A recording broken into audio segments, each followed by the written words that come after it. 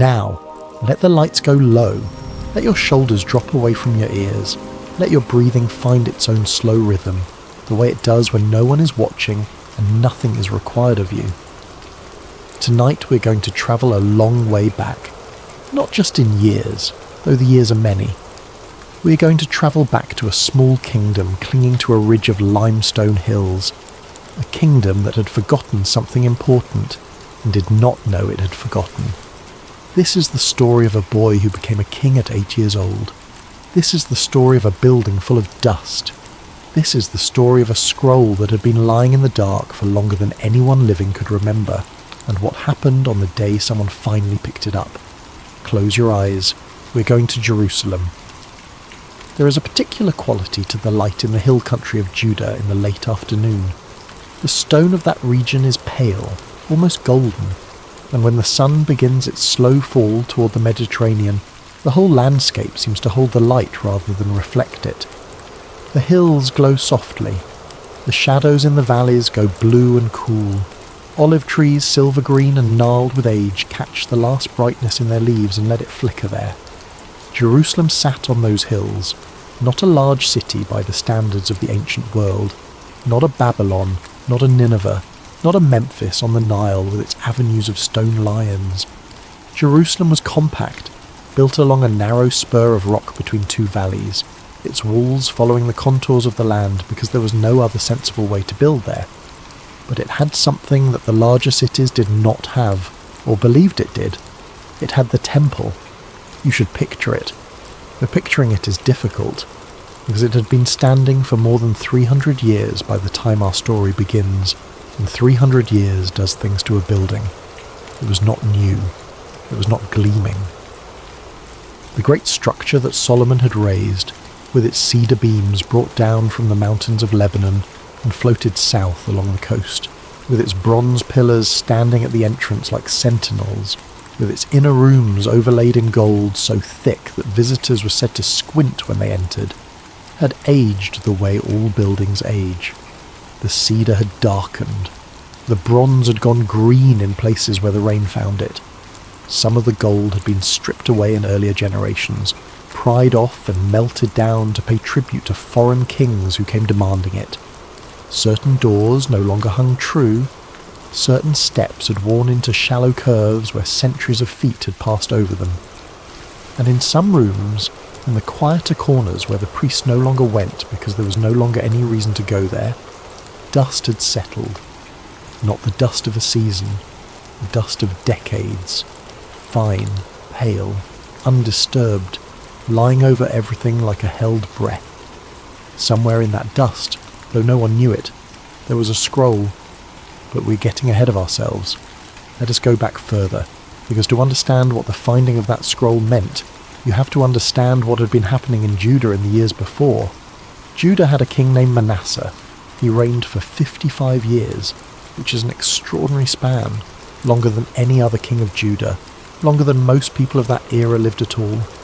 A child born in the first year of his reign would have been an old man, grey and bent by the time it ended. 55 years is long enough that an entire way of living can settle in and become simply the way things are. And the way of living that settled in during those 55 years was this. The old worship was set aside, not banned exactly, not always, but crowded out. Altars to other gods went up on the hilltops around the city, in the high places where the wind moved and the smoke of offerings could rise unobstructed. Carved images were brought into the temple itself. Astrological practices flourished. The stars were consulted. Rituals were performed in the valley south of the city, in a place called the Valley of Hinnom, that Scripture describes with horror and that we will not describe in detail tonight, because this is a story for sleeping, and some doors are better left closed. What matters is this. Over 55 years, an entire generation grew up who had never seen the temple used the way it had been designed to be used. They had never heard the words that were meant to be read there. They knew there was a God, of Israel, in the way you might know there is a language your great-grandparents spoke. They knew the name, they did not know the grammar. Manasseh's son Amon took the throne after him and continued in the same direction. His reign lasted 2 years. It ended violently in a conspiracy among his own officials, and then the people of the land put his son on the throne instead. That son was 8 years old. 8! Think about what 8 years old actually is. Think about the size of an 8-year-old's hands. Think about how an 8-year-old sleeps deeply and completely, the way adults stop being able to sleep. Think about how much of the world an 8-year-old has seen, which is to say, very little, which is to say, only what has been placed in front of them. His name was Josiah. And he was placed on a throne in a room full of men who had murdered his father, in a kingdom that had spent more than half a century forgetting itself, and he was told that he was now responsible for all of it. We do not know what those first years were like for him. Scripture does not tell us. It gives us the fact of his age and then moves forward, the way ancient records tend to do, leaving the interior life of the child entirely to our imagination. So let us imagine gently for a moment. A boy in rooms that are too large for him, ceilings so far above that they disappear into shadow when the lamps are lit. Furniture built for adult bodies, chairs whose seats his legs do not reach the floor from, servants who bow to him and whose faces he cannot read, because they have learned to keep their faces still, because they served his father and his grandfather, and they know what happens to men whose faces are read too easily. Advisors who speak to him carefully, perhaps kindly, perhaps not. Advisors who have their own arrangements, their own relationships with the priests of the high places, their own comfortable understandings about how the kingdom runs and who benefits from it running that way, and a child in the middle of it, learning to sit still, learning to listen, learning perhaps that the safest thing a small king can do is watch and wait and say very little until he understands who is who. There is a phrase in the record that describes what Josiah eventually became. It says he walked in the ways of David his father, and turned not aside to the right hand or to the left. That is a phrase about direction, about a straight line. But straight lines are not how anyone actually walks, especially not a child. Especially not a child in a house of shadows. Straight lines are what you see when you look back at a path from a distance, and the small corrections and hesitations flatten out into something that looks intentional.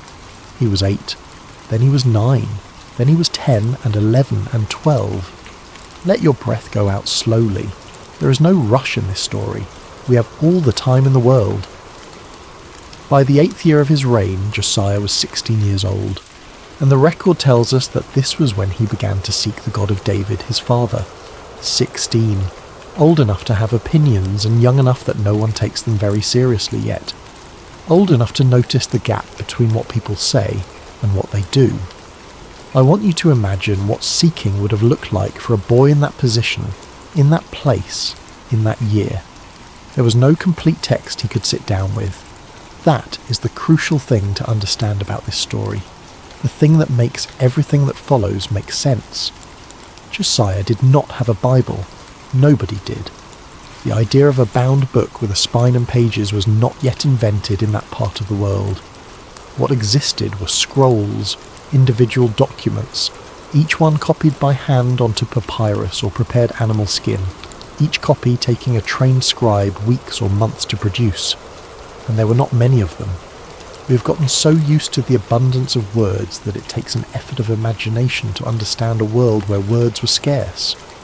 In our world, the text of an ancient book can be summoned onto a glowing rectangle in less time than it takes to draw a breath.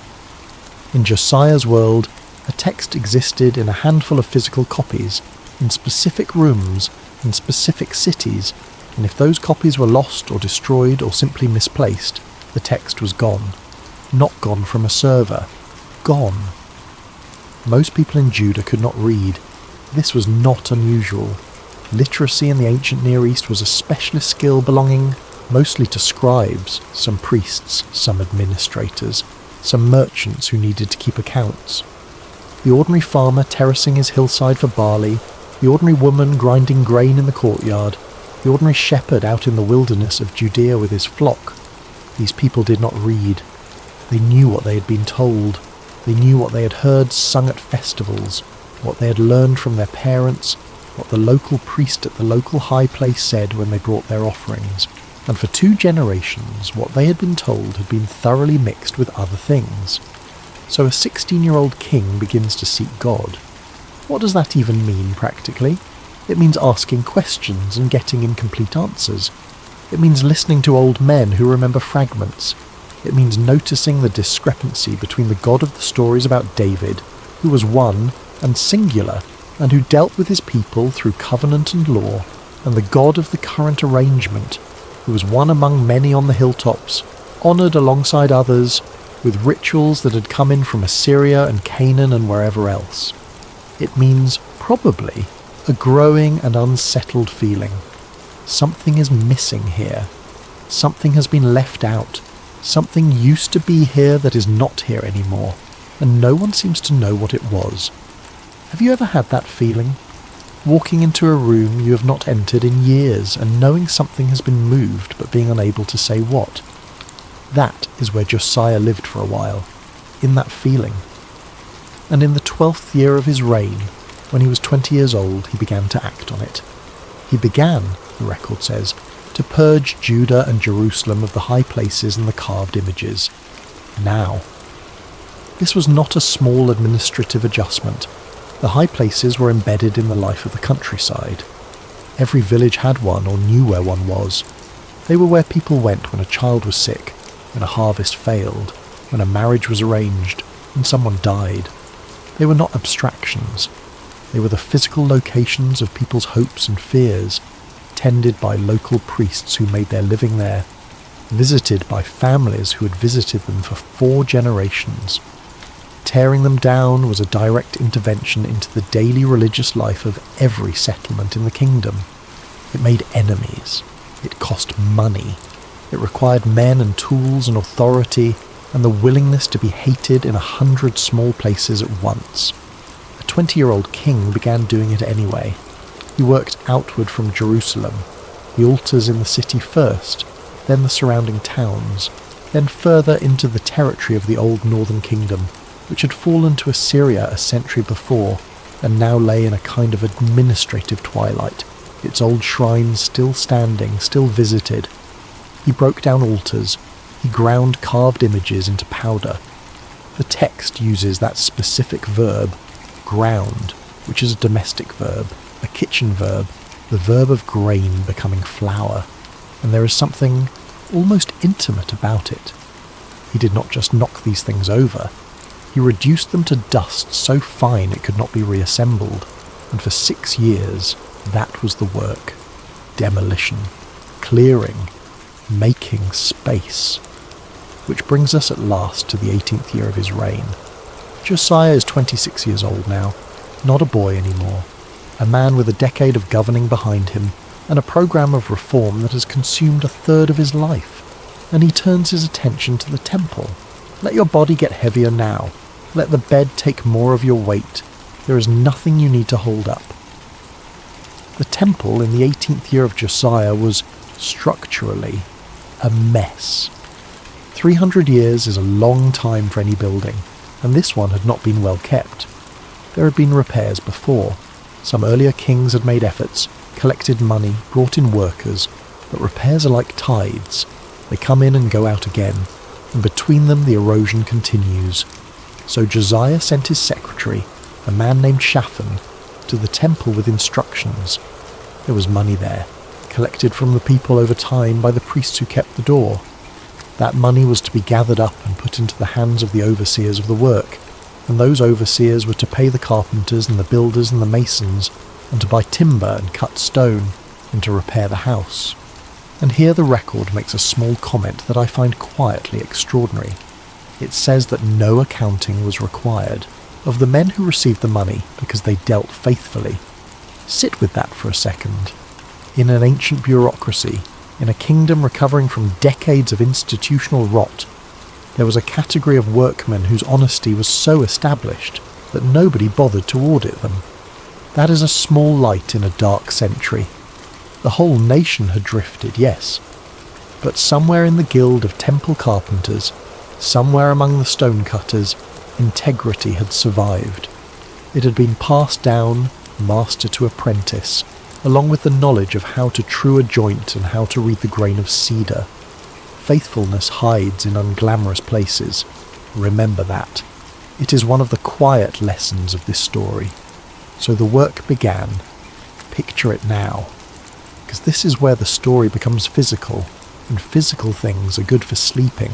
The temple courtyard in the morning. Cool at first, the stone still holding the night's chill. The sun not yet over the eastern ridge, so the light comes in flat and grey, and then goes gold all at once when the sun clears the Mount of Olives. Men arriving in ones and twos, some carrying tools wrapped in cloth, adzes, chisels, mallets, plumb lines with their small weights of lead, baskets for carrying rubble, rope, the materials of work which have barely changed in 10,000 years and which have a particular reassuring reality to them. The smell of the place, old stone, which smells of nothing much and of minerals and of time, cedar, which after 300 years still gives off a faint resinous sweetness when it is cut into, dust, which has its own dry smell, like the inside of an old jar. And then the sounds beginning. The first mallet strike, sharp in the morning air, then another, then the general working murmur, the scrape of stone on stone, the creak of a rope pulled taut, someone calling a measurement across the court, someone laughing at something, the low conversation of men doing familiar work with their hands. It went on for days, then weeks. They worked through the outer courts first, probably, repointing where the mortar had crumbled, replacing steps that had worn dangerously smooth, then inward, then into the storerooms and the side chambers, the small rooms built against the walls of the main structure, 3 levels of them, where the temple's accumulated possessions had been stored for centuries, and those rooms had not been opened in a long time.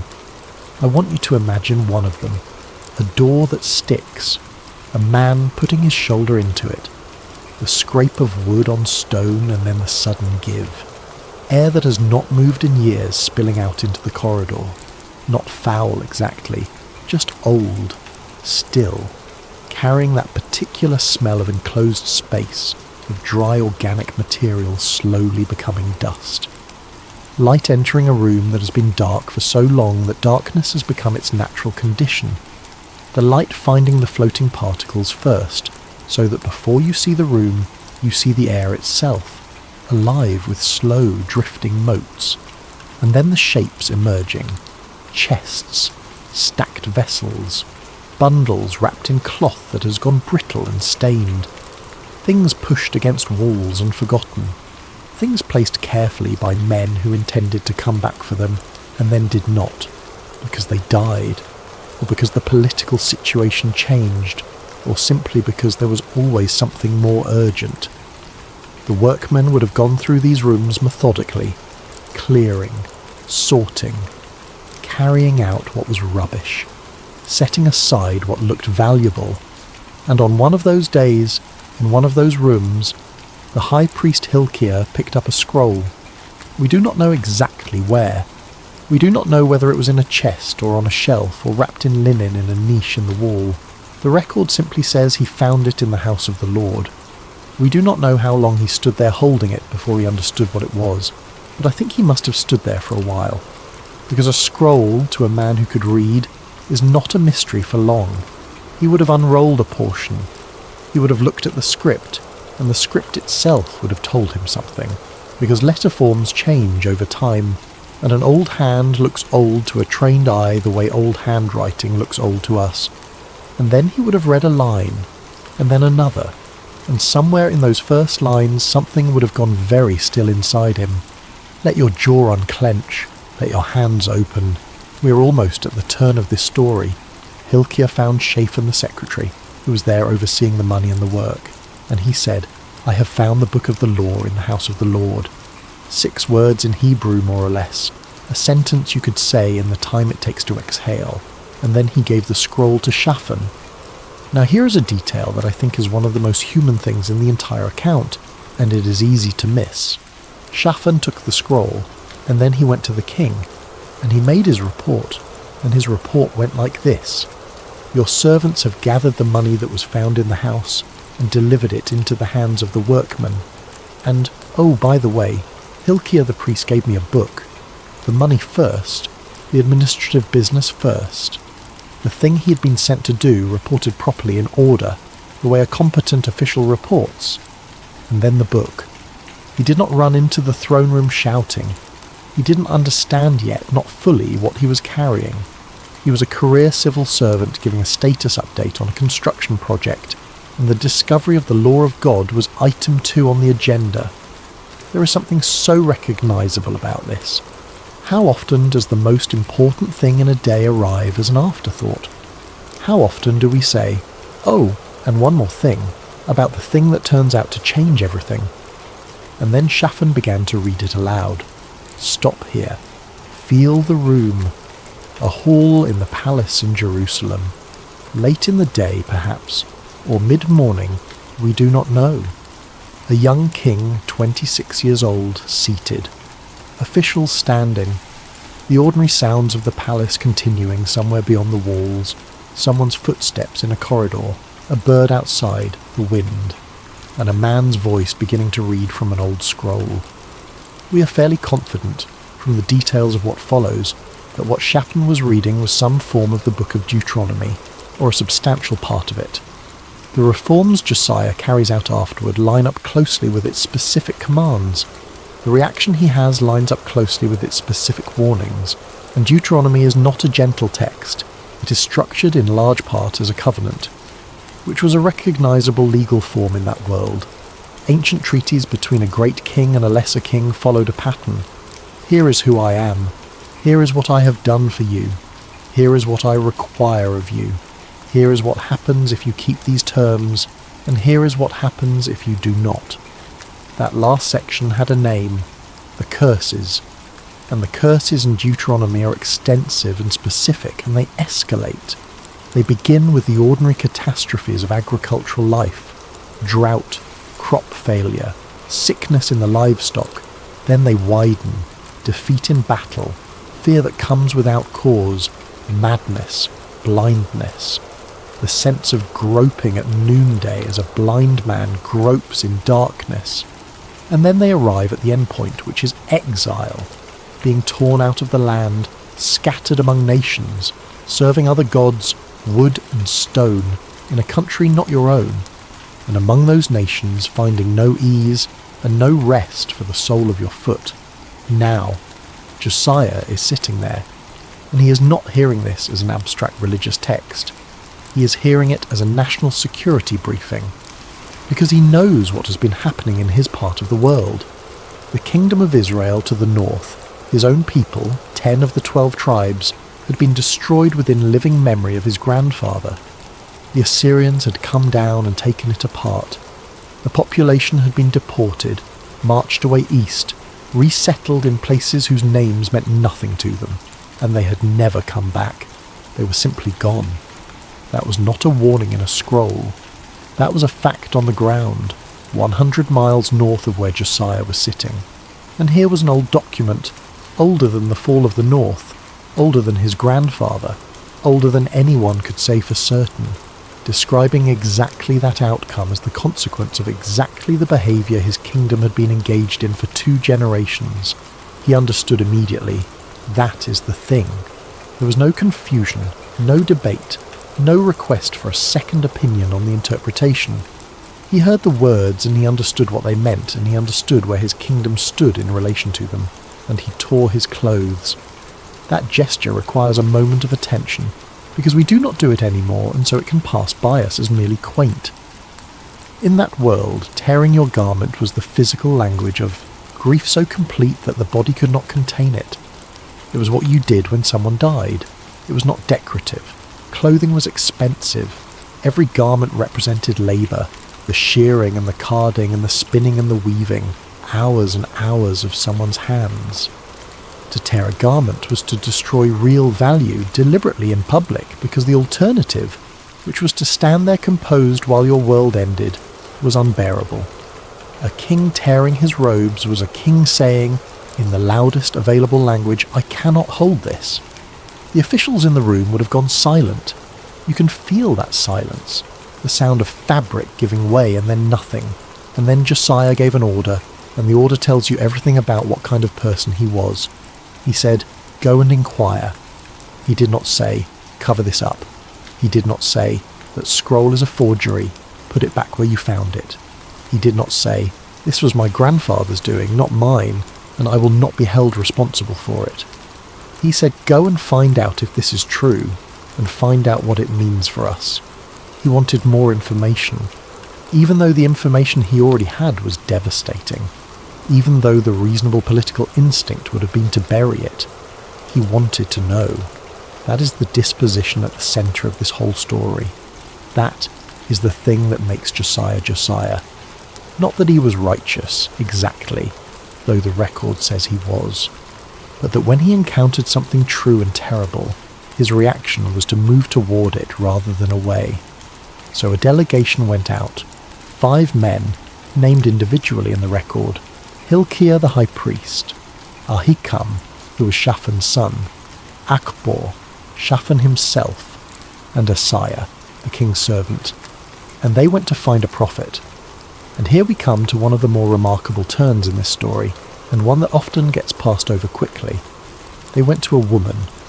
Her name was Huldah. She was a prophetess. She was married to a man named Shallum, who was the keeper of the wardrobe, meaning he had responsibility for the ceremonial garments, and she lived in Jerusalem in the second quarter, which was a district of the city. Consider the situation for a moment. The high priest of the nation, along with the king's secretary and 3 senior officials, walking through the streets of Jerusalem to knock on a woman's door and ask her what God was saying. Jeremiah was alive at this time. He had been prophesying in Judah for several years already. Zephaniah was likely active. There were men available. They went to Huldah, which tells us that her authority was established, that when the government of Judah needed a reliable word, hers was the address they knew. No explanation is offered in the text, no justification, no note of surprise. It is recorded the way you record an ordinary fact. She lived in the second quarter. They went to her. She spoke. And what she said was not comforting. She told them that the words in the scroll were true, that the disaster described would come upon this place and its inhabitants, that because the nation had forsaken God and burned incense to other gods, and provoked him with the work of their hands, his anger would be kindled against this place and would not be quenched. She did not soften it. She did not find a hopeful reading. She confirmed the worst. And then she said something else. She said, "But as for the king of Judah, who sent you to inquire, tell him this, because your heart was tender, and you humbled yourself before God when you heard what was spoken against this place, and because you tore your clothes and wept before me, I have heard you. Behold, I will gather you to your fathers, and you shall be gathered to your grave in peace, and your eyes shall not see all the evil that I will bring upon this place." Read that again slowly, because it is one of the strangest mercies in Scripture. The judgment stands. The kingdom will fall. Nothing Josiah does will prevent it, but he will not see it. That is the promise, not rescue, not reversal, just this. You will die before it happens. What do you do with a promise like that? I want you to imagine being 26 years old and receiving that message. You've spent your entire adult life trying to fix something. You've torn down altars in 100 villages. You've made enemies. You've poured your youth into a project of national restoration. And the answer comes back, essentially, that you were right, and it is too late. And your reward for being right is that you get to die first. Most people would stop. Most people would say, if the outcome is fixed, what is the point? Josiah did not stop. And this is where the story goes from being about a king to being about something much larger, something that reaches across all the centuries between that palace and the room you are lying in right now. Because Josiah's response to hearing that his work would not save his kingdom was to do the work anyway. Let that settle. Let your breathing slow around it. There is no hurry. He called an assembly. Everyone. The elders of Judah and Jerusalem, the priests, the prophets, all the people, the record says, both small and great.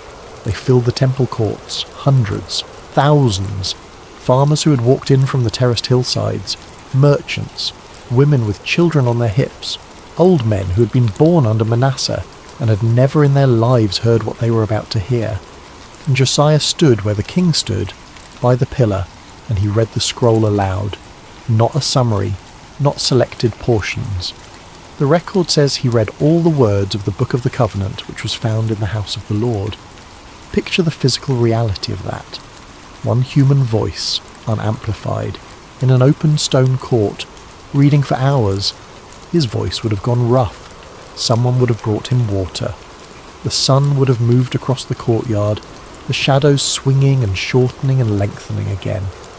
And thousands of people standing there listening to words that most of them had never heard, in a language they understood, describing a relationship with God that their great-grandparents had known about, and that had simply stopped being mentioned.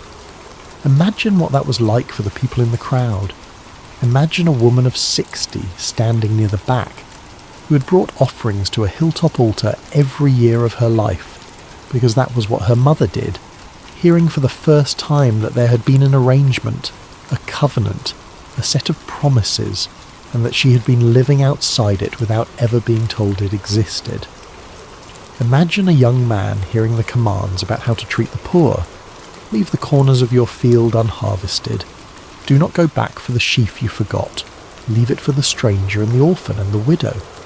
When you shake your olive trees, do not go over the branches a second time. Imagine hearing that and realizing there had once been an entire architecture of mercy built into ordinary agricultural practice, and it had been quietly dismantled and nobody had noticed. Imagine the strange grief of learning what you have been missing. And then Josiah made a covenant. He stood before them and he pledged to walk after the Lord and to keep his commandments and his testimonies and his statutes with all his heart and all his soul, to perform the words of the covenant written in this book. And the people stood to the covenant.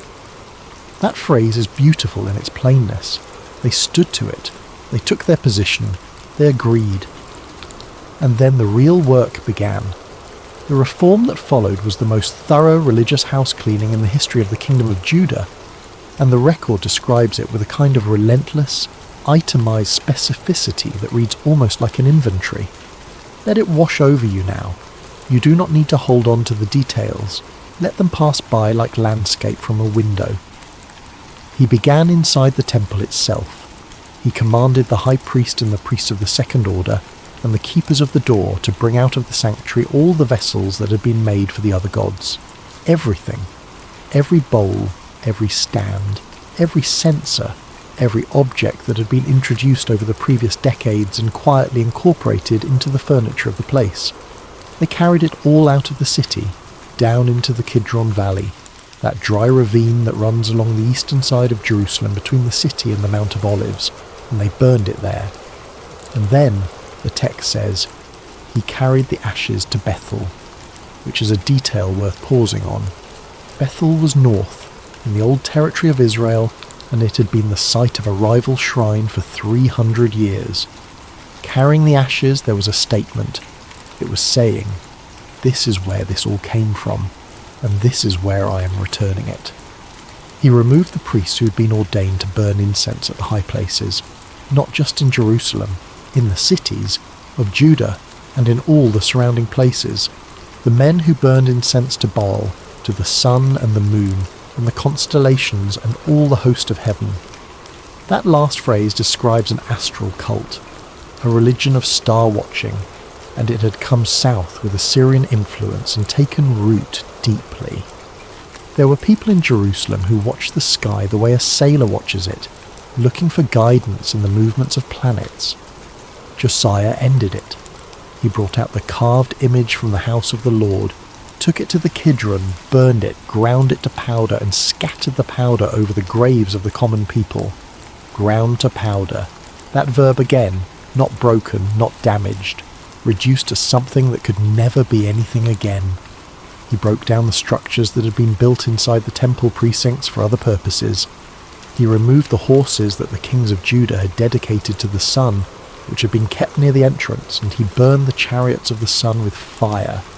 Horses dedicated to the sun, real animals, fed and groomed and stabled at public expense, held sacred to a foreign deity, kept in the courts of the temple of the God of Israel. That is the level of drift we're talking about. Not a theological disagreement. An entire parallel institution operating inside the building. He went up to the roof. There were altars there, on the upper chamber, built by earlier kings. He broke them down and threw their dust into the brook. He defiled the high places east of Jerusalem, the ones on the mountain of corruption, which Solomon himself had built centuries before for the foreign wives he had married. Solomon, the man who built the temple in the first place. Even in the founding generation, the drift had already started. That is how old this problem was. He broke the pillars in pieces and cut down the sacred poles and filled the places with the bones of the dead, which in that culture rendered a site permanently unusable for worship. And then he went north, Bethel first, where the altar and high place stood that Jeroboam had built when the kingdom split 300 years earlier. He broke it down, burned the high place, ground it small to powder, and he looked around and saw the tombs on the hillside and sent men to take the bones out of them and burn them on the altar to defile it. And then something stops him. He asks, "What is that monument that I see?" And the men of the city tell him, "It is the tomb of a man of God who came out of Judah long ago, who proclaimed exactly the things that you have now done to this altar." And Josiah says, "Let him alone. Let no man move his bones." Stop for a moment on that. In the middle of a campaign of demolition, in the middle of what must have been an exhausting and grim day of tearing apart a sacred site, the king stops, asks a question about a grave marker, learns that the man buried there had said generations before that this exact thing would happen, and orders that his rest be left undisturbed. 300 years earlier, an unnamed prophet had walked to Bethel and spoken words that must have sounded absurd, and then had died and been buried, and the years had gone over him, until his name was lost and only the stone remained. And then a young king from the south arrived, doing precisely what had been foretold, and honoured a stranger's bones. Truth waits. That is the theme threading through everything in this story. The scroll waited in the dark. The prophet's words waited under a stone. Neither of them was doing anything. Neither of them was fighting for attention or advocating for itself. They simply remained true in the dark until someone arrived who was willing to hear. And then Josiah came home to Jerusalem, and he did one more thing. He ordered a Passover. Now, Passover was not a new invention. It was the oldest festival Israel had. It was the memorial of the night the people left Egypt, the night of the lamb and the doorposts and the bread that had no time to rise, the night that made them a people rather than a collection of slaves. But it had lapsed. The record makes this astonishing statement. It says that surely there was not held such a Passover from the days of the judges who judged Israel, nor in all the days of the kings of Israel, nor of the kings of Judah. Not since the judges. That is a span of roughly 400 years. 400 years without a proper national Passover, which means the festival that defined the identity of the people had been reduced over generations to something local and partial and half-remembered, celebrated by some families in some places in some approximation of the way it was meant to be done, and forgotten entirely by others. And Josiah restored it. Picture that spring evening, the 14th day of the first month, Jerusalem full beyond capacity, people sleeping in courtyards and on rooftops and outside the walls in temporary shelters, family groups arriving from every direction along every road, dusty, tired, excited. The lambs, thousands of them, provided by the king from his own flocks, distributed to the people, because Josiah paid for it himself, 30,000 lambs and kids and 3,000 oxen from his personal holdings. His officials contributed too, and the chief priests, and the leaders of the Levites. the priests working through the day, the Levites in their divisions, everything organised according to the instructions that had been in the scroll, instructions that most of these men had never carried out before because nobody had shown them. The smell of roasting meat rising over the city as the sun went down. Every household, every borrowed courtyard, every rooftop, fires and cooking, and the low sound of thousands of families talking. And in each of those groups, someone telling the story of the night in Egypt, the story of the blood on the doorposts and the angel passing over, the story of walking out into the desert in the dark with nothing but what they could carry, and the sea opening, and the water standing up like walls, children hearing it for the first time, old people hearing it again for the first time in decades and finding that they remembered fragments, that their grandmother had said something like this once, long ago, when they were very small. An entire nation remembering itself in a single night. That was the high point. That was as good as it got. And you should let yourself rest in it for a moment, because the story does not stay there. Because here is the thing about Josiah's reformation. It was real, and it was thorough, and it was carried out with genuine devotion, and it did not last. The record tells us plainly that despite everything, the Lord did not turn from the fierceness of his great wrath. And when Josiah died, the kingdom reverted almost immediately. His sons did not continue his work. Within a generation the Babylonians came, and the walls of Jerusalem came down, and the temple that Josiah had repaired was burned, and the people were carried away east exactly as the scroll had said they would be. 23 years. That is roughly how long the Reformation held after the scroll was found. 23 years, and then it was over. Why? Jeremiah, who was living through this, gives us a clue. He was prophesying in Jerusalem during Josiah's reign, and his assessment of the reform was not entirely positive. He suggests that the nation's return was performed rather than felt, that people did what the king required because the king required it, that the altars came down but the appetite that had built them did not. You can legislate a nation's practices. You cannot legislate its longing. Josiah could tear down every high place in Judah. He could not reach into 10,000 chests and change what was wanted there. And so the reform sat on the surface of the country like water on dry ground after a brief rain, wetting everything, penetrating nothing, and evaporating when the sun came back. And Josiah's own end was frankly sad. Pharaoh Necho of Egypt marched north through the region to support the remnants of Assyria against the rising Babylonians. Josiah went out to intercept him at Megiddo. Necho sent messengers saying, essentially, my quarrel is not with you, stand aside. Josiah did not stand aside. He disguised himself and went into the battle anyway. And an archer, shooting at random, drew his bow and struck the king of Judah between the joints of his armour. He was 39 years old. They brought him back to Jerusalem in a chariot and he died, and they buried him in his own sepulchre, and all Judah and Jerusalem mourned for him. And Jeremiah composed a lamentation for him, and the singers spoke of him in their laments for generations afterward. Gathered to his grave in peace. That was the promise, and it held in the sense that mattered. He did not see the city burn. He did not see the temple emptied.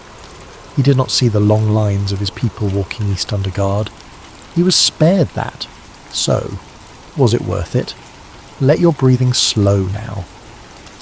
We are coming to the quiet part of this story, a part that is really the reason we tell it, because there is an answer to that question, and it has nothing to do with politics. The scroll survived. That is the thing. That is the whole thing. Before Josiah's reign, that text was a single physical object lying in a dark room in a decaying building, unread, unknown, one damp season or one careless fire away from ceasing to exist entirely. After Josiah's reign, it was known. It had been read aloud to the entire nation. It had been copied, because a text that a king builds a national program around gets copied. It had entered the memory of the priesthood and the scribal class as a living document rather than an artifact. And so when the Babylonians came, and the walls fell, and the people were marched east into exile, they took it with them. Not the physical scroll necessarily, something better. They took the words. And in Babylon, in a foreign country, with no temple, no altar, no land, no king, sitting by canals in a flat alluvial plain that looked nothing like the hills of home, the exiles had a text. And that text told them who they were. It told them they were a people who had been brought out of Egypt. It told them there were commands they were meant to keep, and those commands could be kept anywhere, in any country, without a temple. It told them that their identity was not located in a building. That is what saved them. That is why the Jewish people still exist, and the Assyrians and the Babylonians and the Hittites and the Moabites and the Edomites do not. Not because they were stronger, because they had a text, and the text travelled, and everywhere they went the text went with them, and as long as it existed they knew who they were. And that text existed because a 26-year-old king heard it read aloud, understood what it meant, and refused to put it back in the dark. He thought he was saving his kingdom. He did not save his kingdom. He saved something that outlasted every kingdom on earth. Sometimes the work you are doing is not the work you are doing. Sometimes the thing you are building is not the thing that will stand. Josiah tore down altars, and the altars went back up. Josiah restored the temple, and the temple burned. Josiah made a covenant with his people, and his people broke it within a generation. But Josiah listened to a scroll being read in a quiet room, and that scroll is in your house right now, in some form, in some translation, available in a moment on the device sitting next to your bed. That is not nothing. That is the opposite of nothing. There is one more scene I want to give you before we let this story go, and it is a scene that Scripture does not record, because it happened far away and long after, and no one was writing it down. Picture Babylon, roughly a generation later. Flat country, nothing like home. The horizon in every direction unbroken by hills, the land divided by canals cut straight as sword blades, the soil dark and heavy and unfamiliar. Palms instead of olives, rivers instead of springs, heat that sits on the chest. And in one of the settlements where the exiles from Judah had been placed, a group of people gathering in the evening after the day's labour. Old men who remembered Jerusalem, younger ones who had been children when the walls came down, and who remembered only smoke and walking, and children born in Babylon who had never seen the hills of Judah at all, who thought of home as a story their grandparents told, the way you might think of a country in a song, and someone unrolls a scroll, a copy, not the one Hilkiah found. That one is almost certainly ash. A copy of a copy, made by some scribe in the years between, carried east in a bundle by someone who decided that of everything they could carry this mattered most. And a voice begins to read in the evening air, "Hear, O Israel." And the children look up. That is the whole inheritance. That is what Josiah bought with 23 years of work that failed. Not a kingdom, not a dynasty. A voice reading in the dark to children in a foreign country, telling them who they were. The kingdom of Judah is gone. It has been gone for 2,500 years. Its borders are a matter for archaeologists. Its army, its treasury, its administrative structures, its tax records, all of it dissolved so completely that we reconstruct it from potsherds and a handful of inscriptions. And the words in that scroll are read aloud somewhere on this earth every single day. Every day. In hundreds of languages. In buildings and houses and hospital rooms and prisons and fields. In places whose existence would have been beyond the imagining of anyone standing in that temple courtyard. They have outlasted the empire that destroyed Jerusalem. They have outlasted the empire that destroyed that empire and the one after that, and everyone since. A scroll in a dusty room. I think about what the odds must have looked like from inside that moment. A single document. One physical object. In a building that had been neglected for 80 years and would be burned within 40 more. in a small kingdom squeezed between empires, with a population that could not read, in a century when texts died constantly and permanently. If you had asked anyone in Jerusalem that year to bet on what would survive, they would not have said the scroll, they would have said the walls, they would have said the bronze pillars, the ones with names that had stood at the temple entrance for 300 years and looked like they would stand forever. Those pillars were broken up and carried to Babylon as scrap metal. The scroll is on your shelf. Let that be the last strange comfort of this story. The things that look permanent are usually not, and the things that look fragile, a set of words, a kindness, a truth spoken quietly to someone who needed it, those turn out to be made of something the centuries cannot get hold of. You do not know which of the things you're doing is the scroll and which is the pillar, so do them all as well as you can, and let it go. Let yourself go softer now. We're nearly finished. I want to leave you with a few quiet thoughts to carry down into sleep. Do not work at them, just let them be there. The first is about dust. The scroll was lost, but it was not destroyed. That is the distinction the whole story turns on. It was in the temple the entire time. It never left. Every priest who walked past that storeroom door for 8 years walked within a few feet of it. It was not hidden in another country or buried in a desert. It was in the building where it belonged, in the house of God, exactly where it was supposed to be. It was simply not looked at. That is how truth is usually lost. Not by anyone destroying it, just by the gradual accumulation of other priorities until the room where it lives stops being a room anyone goes into. Is there a room like that in you? Do not answer. Just let the question sit there in the dark and dissolve. The second thought is about the size of a beginning. The entire Reformation of Judah, the largest religious revival in the history of the Southern Kingdom, began with a construction crew clearing out a storage room. Nobody was looking for the scroll. There was no search. There was no prophet who announced that a lost text would be recovered. There were just workmen doing an ordinary job, opening a door that needed opening because the room behind it needed clearing. Faithfulness in small tasks creates the conditions for large things, not causes them, creates the conditions. Josiah did not find the scroll. Josiah ordered the temple repaired, and other people found the scroll because the order to repair was an order that eventually reached every corner of the building. Do the small, ordinary, faithful thing. You do not know what room it will open. The third thought is about tenderness. Hulda's message to Josiah did not commend him for his effectiveness. It did not say, because you tore down so many altars. It did not say, because you were so thorough.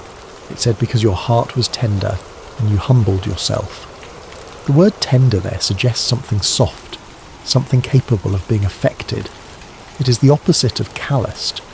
Josiah's great quality was not strength. It was that he could still be moved. He heard something terrible, and it went into him rather than bouncing off.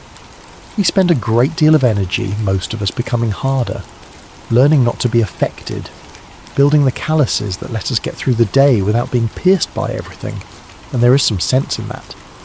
But the record here suggests that God was not looking for a king who could not be hurt. He was looking for a king who could still be reached. The fourth thought is about reading aloud. Everything in this story turns on someone speaking words out loud to someone else who is listening. Hilkiah reads and understands. Shaphan reads to the king reads to the nation. At every stage, the mechanism is a voice and an ear. The scroll on the shelf did nothing for 80 years. The scroll being read changed a kingdom. Words want to be spoken. Truth wants to move from one person to another through the air. That is what it is for. And I suppose, in a very small way, that is what this is. A voice reading an old story into the dark, and you listening, and something passing between us the way it has passed between people for 3,000 years. And the last thought. Josiah was told his work would not save his kingdom, and he did the work anyway. I think that is the most important thing in this entire account. He was given essentially a guarantee of failure, and he went out and tore down every altar in Judah and Samaria, and restored the Passover, and read the whole law to the whole nation, knowing the whole time that it would not be enough. Why? Because the work was right. Because you do not do the right thing only when it will succeed. Because faithfulness is not a strategy, it is a way of standing. And because, though he could not have known it, the work was not for his kingdom at all. It was for people he would never meet, in centuries he could not imagine, in countries he had never heard of. It was, in a way that stretches the mind to consider, for you. Lying there in the dark, in a room he could not picture, in a world he had no words for, hearing an old story about a scroll in a dusty room. He did not save Judah. He was never going to. He passed something forward. That is all any of us can do. Rest now. The temple courts are quiet. The lamps have burned low. The workmen have gone home, their tools wrapped in cloth, the dust settling in the emptied rooms. Somewhere in the palace, a young king is asleep, and the scroll is safe beside him. The hills are dark, and the olive trees are moving very slightly in the night wind off the sea. There is nothing left to do until morning. Nothing is required of you now. Nothing needs solving. Whatever room in your life has gone unopened, it will still be there tomorrow, and tomorrow is soon enough. Truth is patient. It has waited 300 years before. It can wait until you have slept. Let it go. Let your shoulders drop one more time. Let your hands rest exactly where they are. Let the day you had, all of it, the good and the difficult and the unfinished, let it be finished now, whether or not it is. You are held. You are known. You were thought of before the hills of Judah were anything but hills. Sleep now. Before you drift off completely, one last thing. Drop a comment and tell us where in the world you're drifting off from tonight. It always amazes me to see how far this quiet little community reaches, and if you have 10 seconds, a Spotify review truly does help these stories find the people who need them.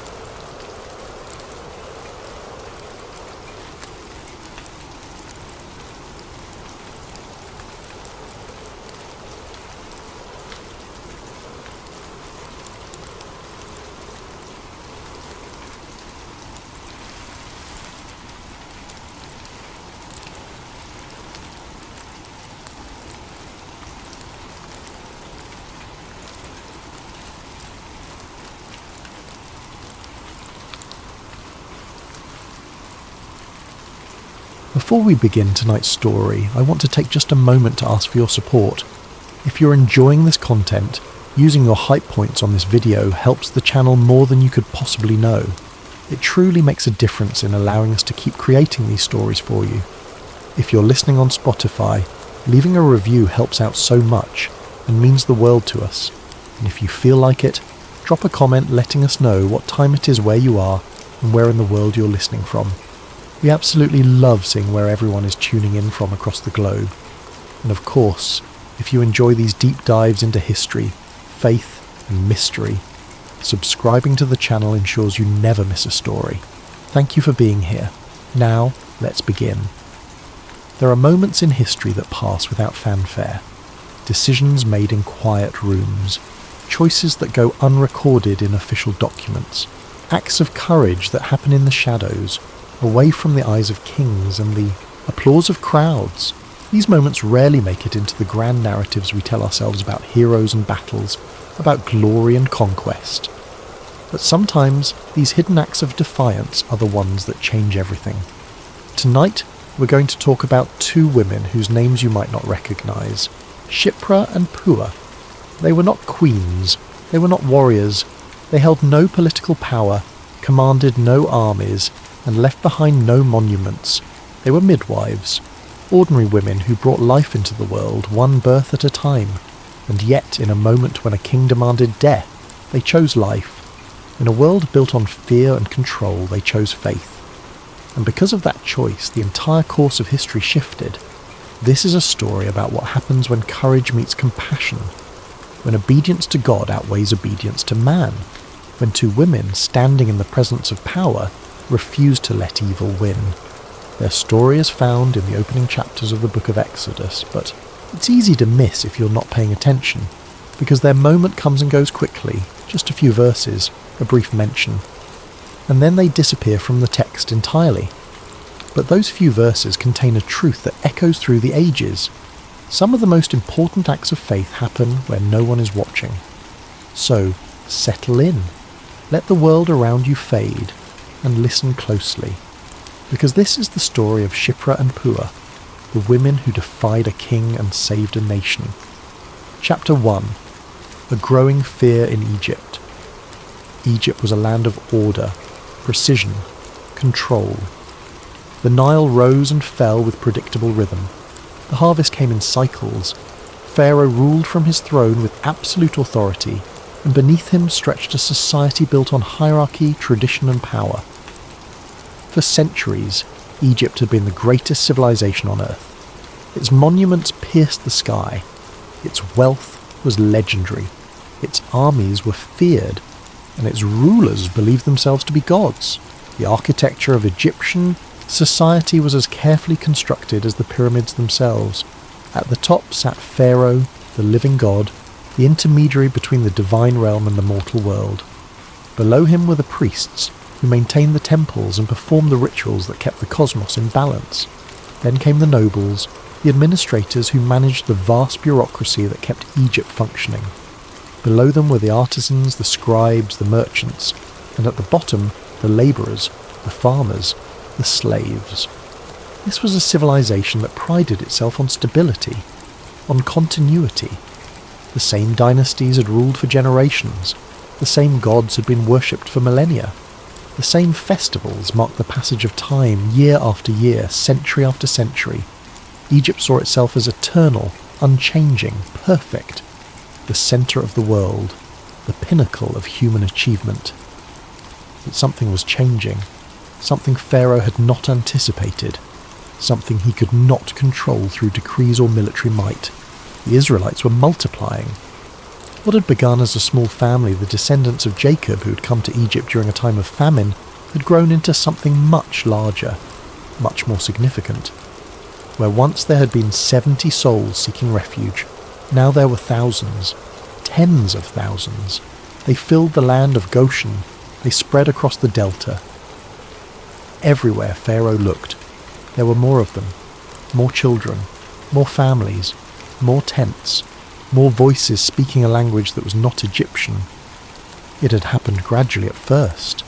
When Joseph had been vizier of Egypt, the Israelites had been welcomed. They had been given good land. They had prospered under Joseph's protection. And when Joseph died, when the dynasty changed, when new pharaohs rose who did not remember Joseph's service to Egypt, the Israelites remained. They had established themselves, built communities, created networks of families that supported one another.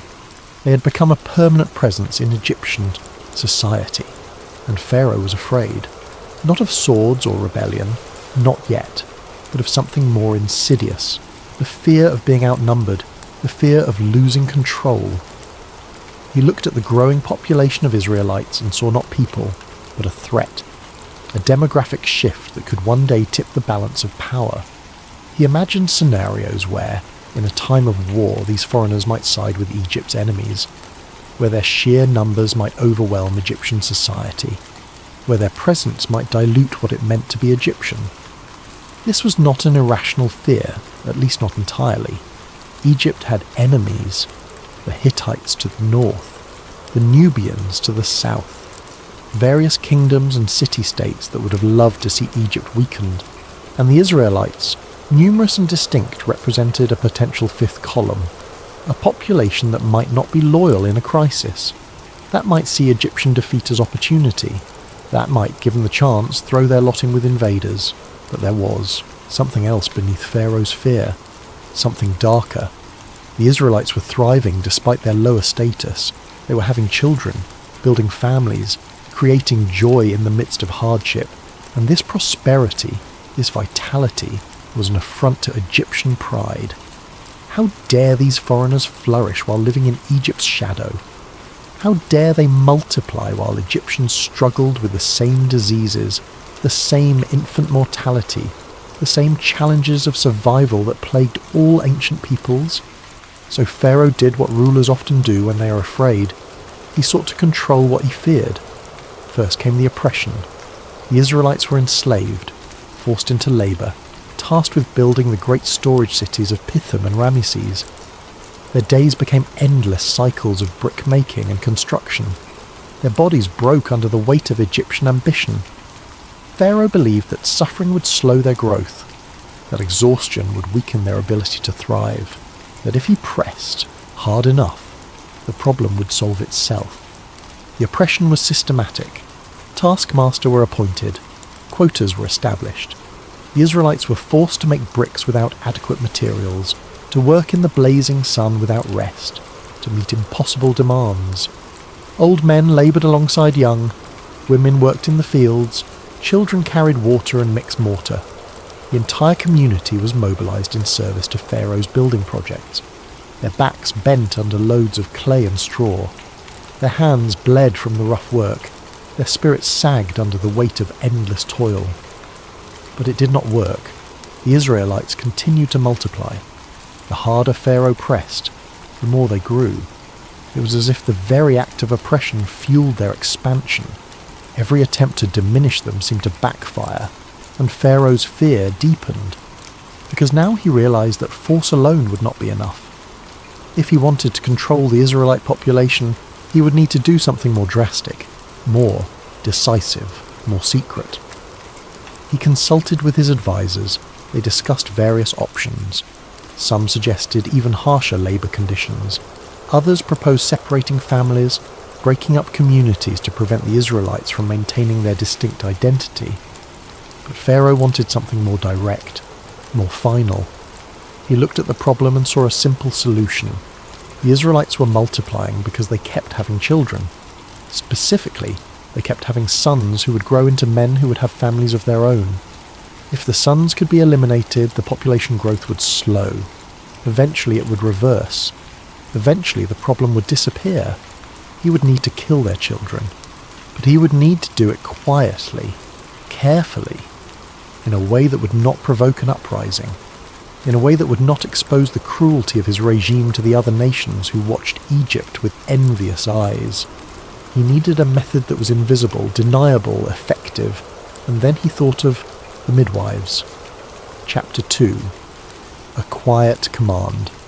The throne room was silent except for the soft rustle of linen robes and the distant sound of the Nile beyond the palace walls. Pharaoh sat elevated on his seat of power, his face painted with the authority of a god, his eyes cold and calculating. Before him stood two women, not nobility, not priestesses, midwives, Hebrew midwives, Shipra and Puah. They had been summoned discreetly, no public announcement, no formal ceremony, just a quiet message delivered by a palace official. The king wished to speak with them. They came because they had no choice. You did not refuse a summons from Pharaoh. But as they stood before him, they understood that something was deeply wrong. Kings did not concern themselves with midwives. Kings did not involve themselves in the intimate details of childbirth. Whatever Pharaoh wanted, it was not a simple request. The palace itself was overwhelming. Massive columns rose towards ceilings painted with stars and sacred symbols.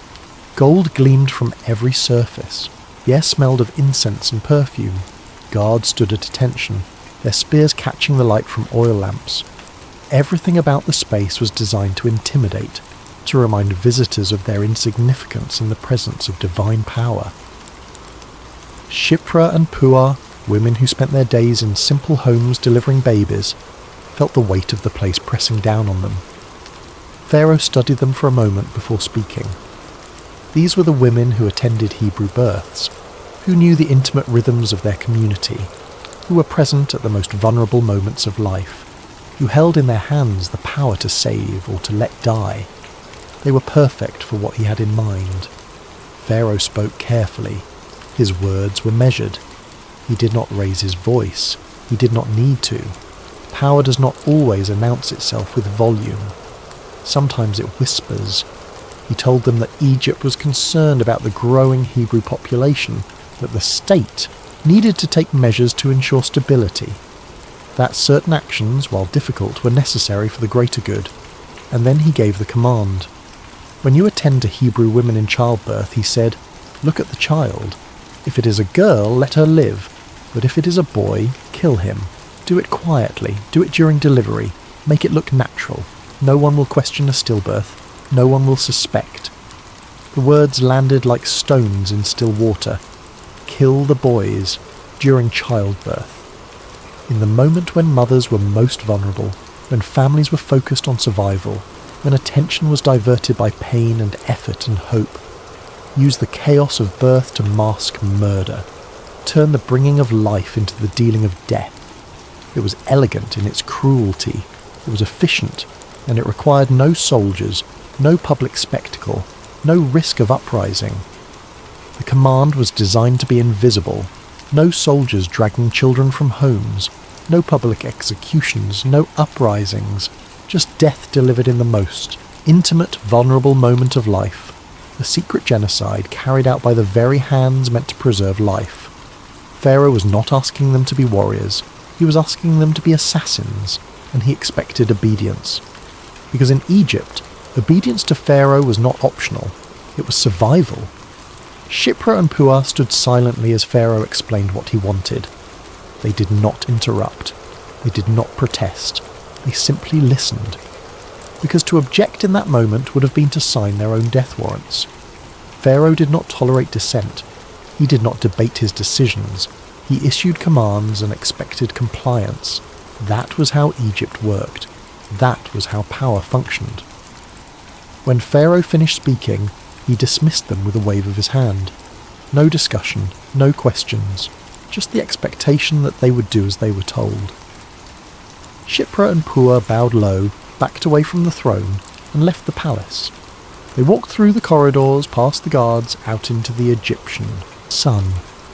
And as they made their way back through the streets, back toward the Hebrew settlements, back toward the women they served, they carried a weight that no midwife should ever have to bear. They had been ordered to betray everything their work represented, to turn moments of joy into moments of murder, to use their knowledge of life to deliver death. Pharaoh had chosen them because they were trusted, because Hebrew women would open their homes to them, would labour in their presence, would hand their newborns into their arms. That trust was supposed to be sacred, and Pharaoh wanted them to weaponize it. As they walked, they spoke in hushed tones. What would they do? How could they refuse without being discovered? What would happen to them if Pharaoh learned they had disobeyed? The questions were heavy, urgent, impossible. They thought about the women they served, the families they had helped bring into being, the babies they had delivered over the years. They thought about the sacred nature of their work, the responsibility they carried, the trust that had been placed in them.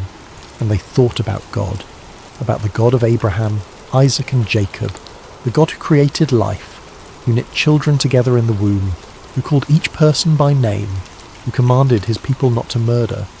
They thought about what obedience to Pharaoh would mean, and what obedience to God would require, and they had to decide what they would do. Chapter 3. Introducing Shipra and Puah. Who were Shipra and Puah? The Bible gives us almost nothing. No genealogies, no descriptions of their families, no accounts of their training or their lives before this moment. We do not know if they were young or old, if they were married or widowed, if they had children of their own. All we know is their names and their profession. Shipra and Puah, Hebrew midwives, and that is enough. Because sometimes The story is not about who you are in the eyes of the world. It is about what you do when no one is watching. Their names, though, are significant. Shipra means beauty or fairness. Puah means splendid or radiant. These are not random designations. In the ancient world, names carried meaning. They reflected character, hope, destiny. To be called beauty and splendour was to carry an identity tied to goodness, to light, to the positive aspects of creation. And here were two women whose names spoke of beauty, being asked to do something ugly. Women whose names meant splendour, being commanded to participate in horror. Midwives in the ancient world held a unique position. They were not wealthy, they were not powerful, but they were trusted. Women in labour were at their most vulnerable. Childbirth was dangerous. Mortality rates were high. Infection was common. Complications could arise suddenly. A breech birth could kill both mother and child. Excessive bleeding could claim a life in minutes. And in those moments of pain and fear, a midwife was the one constant, the one who knew what to do, the one who had seen it all before, the one who could tell the difference between a normal birth and a crisis, the one who could save a life or lose one. Midwives were gatekeepers of life itself. The training of a midwife was passed down through generations. A young woman would learn from her mother or her aunt or another experienced midwife in the community. She would attend births, first as an observer, then as an assistant, finally as the primary attendant. She would learn to read the signs of labour, to know when a birth was progressing normally and when intervention was needed, to position a baby that was presenting wrong, to stop bleeding, to cut and tie the umbilical cord, to clear an infant's airway, to recognise when a baby was in distress. But midwifery was more than technical skill. It was emotional labour. A midwife had to be calm in crisis, had to project confidence even when she was uncertain, had to comfort a labouring mother while simultaneously monitoring for danger, had to celebrate life while being intimately acquainted with death. It was work that required strength, wisdom, compassion, and an unshakable nerve. Shipra and Puah had spent their entire lives in this role. They had caught babies in the middle of the night. They had comforted mothers through difficult labours. They had held infants who took their first breath and those who never breathed at all. They knew the smell of blood and sweat, the sound of a newborn's cry, the relief in a father's eyes when he learned his child was alive. They were intimately familiar with the miracle of birth. And now Pharaoh wanted them to turn that miracle into a nightmare. They had delivered hundreds of babies, maybe thousands. They knew Hebrew families throughout Goshen. They had attended to first-time mothers and women giving birth to their 10th child. They had caught twins and helped with complicated deliveries. They had stayed up through long nights coaching women through labour. They had celebrated when mothers and babies survived against the odds. They had wept when they did not. Their hands had been the first to touch countless lives, and now those same hands were supposed to end lives. To take a newborn boy, still wet from the womb, still taking his first breaths, and kill him. To look into a mother's exhausted, hopeful face and lie. To say the baby was stillborn. To carry away a tiny body and dispose of it. To do this again and again, birth after birth, until the Hebrew population began to decline. But here is what Pharaoh did not understand. Here is what he miscalculated. Shipra and Puah feared God. That phrase appears in the text with stark simplicity. They feared God. Not feared in the sense of terror, but feared in the sense of reverence, awe, obedience to something greater than any earthly king. They believed that life was sacred, that every child, Hebrew or Egyptian, boy or girl, was created by God. That to extinguish that life, even under orders, was to violate something fundamental, something eternal. Their fear of God was not abstract. It was not merely theological. It shaped how they saw the world. It informed every decision they made. It meant that when they looked at a newborn baby, they saw not just flesh and blood, but a soul, a person created in the image of God. A life that mattered not because of what it could contribute to society, or because of its utility to a king, but simply because it existed, because God had willed it into being. And so, when they returned to their work, when they attended the next birth and the next, They made a choice. They did not obey Pharaoh. They delivered every child. They celebrated every birth. They handed every boy to his mother and watched as joy filled the room. And they said nothing. They carried out their defiance in silence. Because this was not a rebellion fought with speeches or protests. It was a rebellion fought one birth at a time, one life saved at a time. Chapter 4. The fear that matters most. Fear is a powerful motivator. It drives nations to war. It drives individuals to compromise. It shapes the choices we make and the paths we take. Pharaoh ruled through fear. He understood that if people were afraid enough, they would obey. They would bend. They would betray their own values to survive. And his command to the midwives was built on that assumption, that their fear of him would outweigh everything else. The psychology of fear is complex. When we are afraid, our bodies respond, our hearts race, our palms sweat, our minds fixate on the source of danger, and in that state, we become capable of things we would never do otherwise. Fear can make us bold or make us cowards. It can push us to heroism or drive us to betrayal. It all depends on what we fear most. Pharaoh represented earthly power at its apex. He could order executions with a word. He could imprison families. He could destroy livelihoods. He could make people disappear. The fear he inspired was not irrational. It was based on very real consequences. People who defied Pharaoh died. It was that simple. So when he gave a command, even a monstrous command, most people obeyed, because the alternative was death. But Shiphrah and Puah operated under a different kind of fear, a fear that did not diminish them but elevated them, a fear that did not lead to cowardice but to courage. They feared God, and that fear mattered more than anything Pharaoh could do to them. Because if you believe that God sees everything, that he knows every decision, every compromise, every moment of weakness, then the approval of a king becomes irrelevant. If you believe that God holds life sacred, then no decree from a throne can change that truth. The fear of God is fundamentally different from the fear of man. The fear of man is about survival, about protecting yourself from harm, about calculating costs and benefits, about weighing the risk of punishment against the difficulty of obedience. It is transactional, pragmatic, ultimately self-serving, even when the self-preservation is understandable.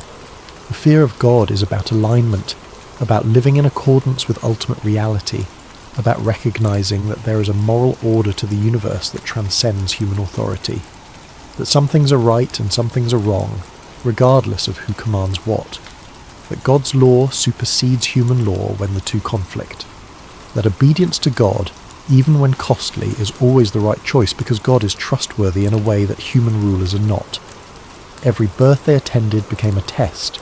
Every time a boy was born, they faced the same choice: obey Pharaoh and kill the child, or obey God and let him live. The risk was enormous.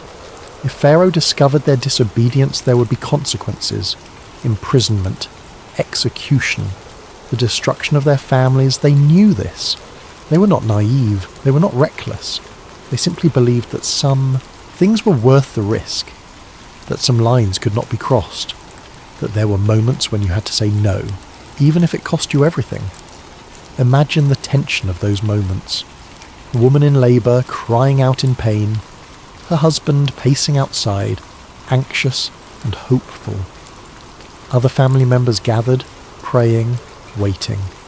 And Shiphrah or Puah attending to the birth, knowing that if a boy emerges she will face a choice, knowing that Pharaoh expects her to kill him, knowing that disobedience could be discovered, knowing that her life hangs in the balance.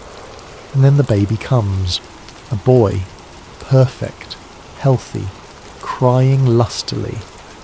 And the midwife's hands move automatically. She clears his airway. She rubs his back to stimulate breathing. She cuts and ties the cord. She wraps him in cloth and places him in his mother's arms. And she says nothing about Pharaoh's command. She simply does her job. She preserves life. She participates in the miracle of birth.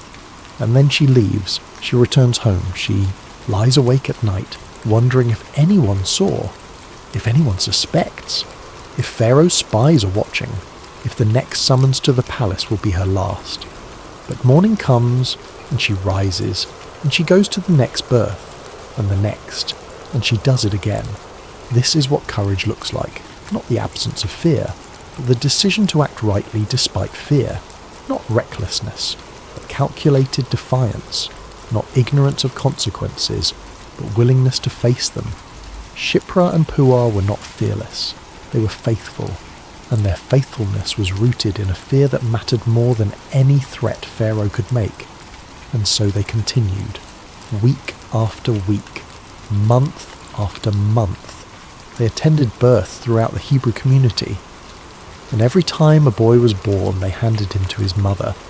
Every time a family celebrated new life, Shipra and Puah carried the secret of their defiance. They never announced what they were doing. They never sought recognition. They simply did their work, and in doing so they became part of something much larger than themselves.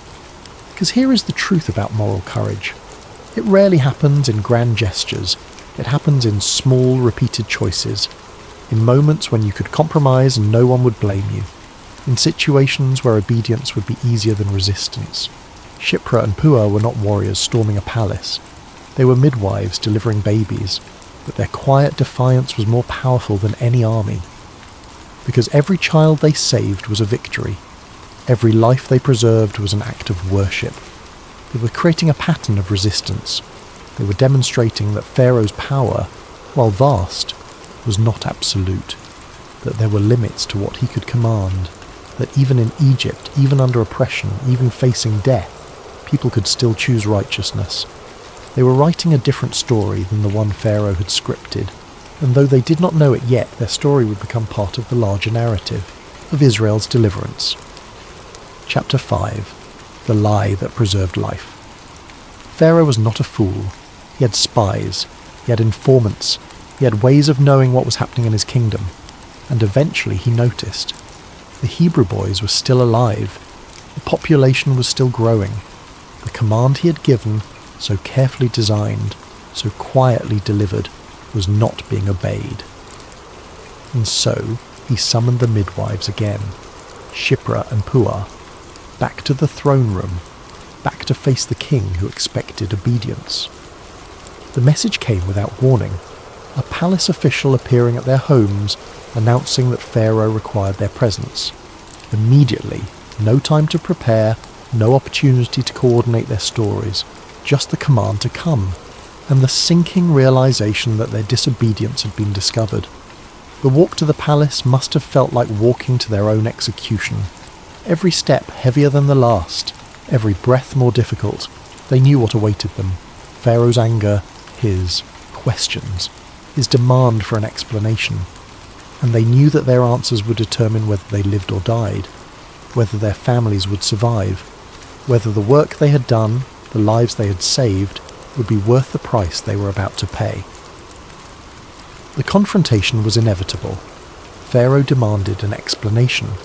Why are the boys still alive? Why have you not done as I commanded? The question hung in the air, and Shipra and Puah had to answer. They could not remain silent. They could not simply refuse to speak. Pharaoh held their lives in his hands. One word from him, and they would be executed. One gesture, and they would disappear. So they answered, but they answered carefully. Hebrew women are not like Egyptian women, they said. They are vigorous, strong. By the time we arrive, the child has already been born. We cannot do what you ask because we are never there in time. The explanation was simple, believable. It played into Egyptian prejudices about the Hebrews. It suggested that the midwives were not defying Pharaoh, but were simply unable to fulfill his command due to circumstances beyond their control. It was, in essence, a lie, or at least a carefully crafted half-truth. The genius of their response was that it contained just enough truth to be plausible. Hebrew women, strengthened by years of hard labour, may indeed have had relatively quick deliveries, and midwives were not always present for the actual moment of birth. Sometimes they arrived to find the baby already born, the mother having managed on her own, or with the help of female relatives, so the explanation was not impossible. It was just not the whole truth. And Pharaoh accepted it, not because he believed them entirely, but because he had no proof, no witnesses, no way to verify whether their explanation was accurate. And perhaps, deep down, he knew that forcing the issue would expose the cruelty of his own command, that questioning them too harshly would reveal the monstrosity of what he had asked them to do. So he let it go, for now. But there was calculation in his acceptance. Pharaoh was not convinced. He was frustrated. He had given a command and it had not been executed. The midwives had offered an explanation that, while plausible, was also convenient. Too convenient. But to push further would require him to admit publicly what he had asked them to do. And that admission would carry its own risks. So he dismissed them, but he did not forget. And he began to plan alternative methods of accomplishing his goal. But here is where the story gets interesting. The Bible does not condemn Shiphrah and Puah for lying. In fact, it honours them. It says that God dealt well with them, that he blessed their households, that he gave them families of their own. The text seems to acknowledge that in a world of impossible choices, where obedience to evil masquerades as duty, there is a place for deception in service of life. That sometimes the moral thing to do is not to tell the truth to power, but to protect the vulnerable. This raises profound ethical questions. Is lying ever justified? Can deception be righteous? The biblical tradition wrestles with this.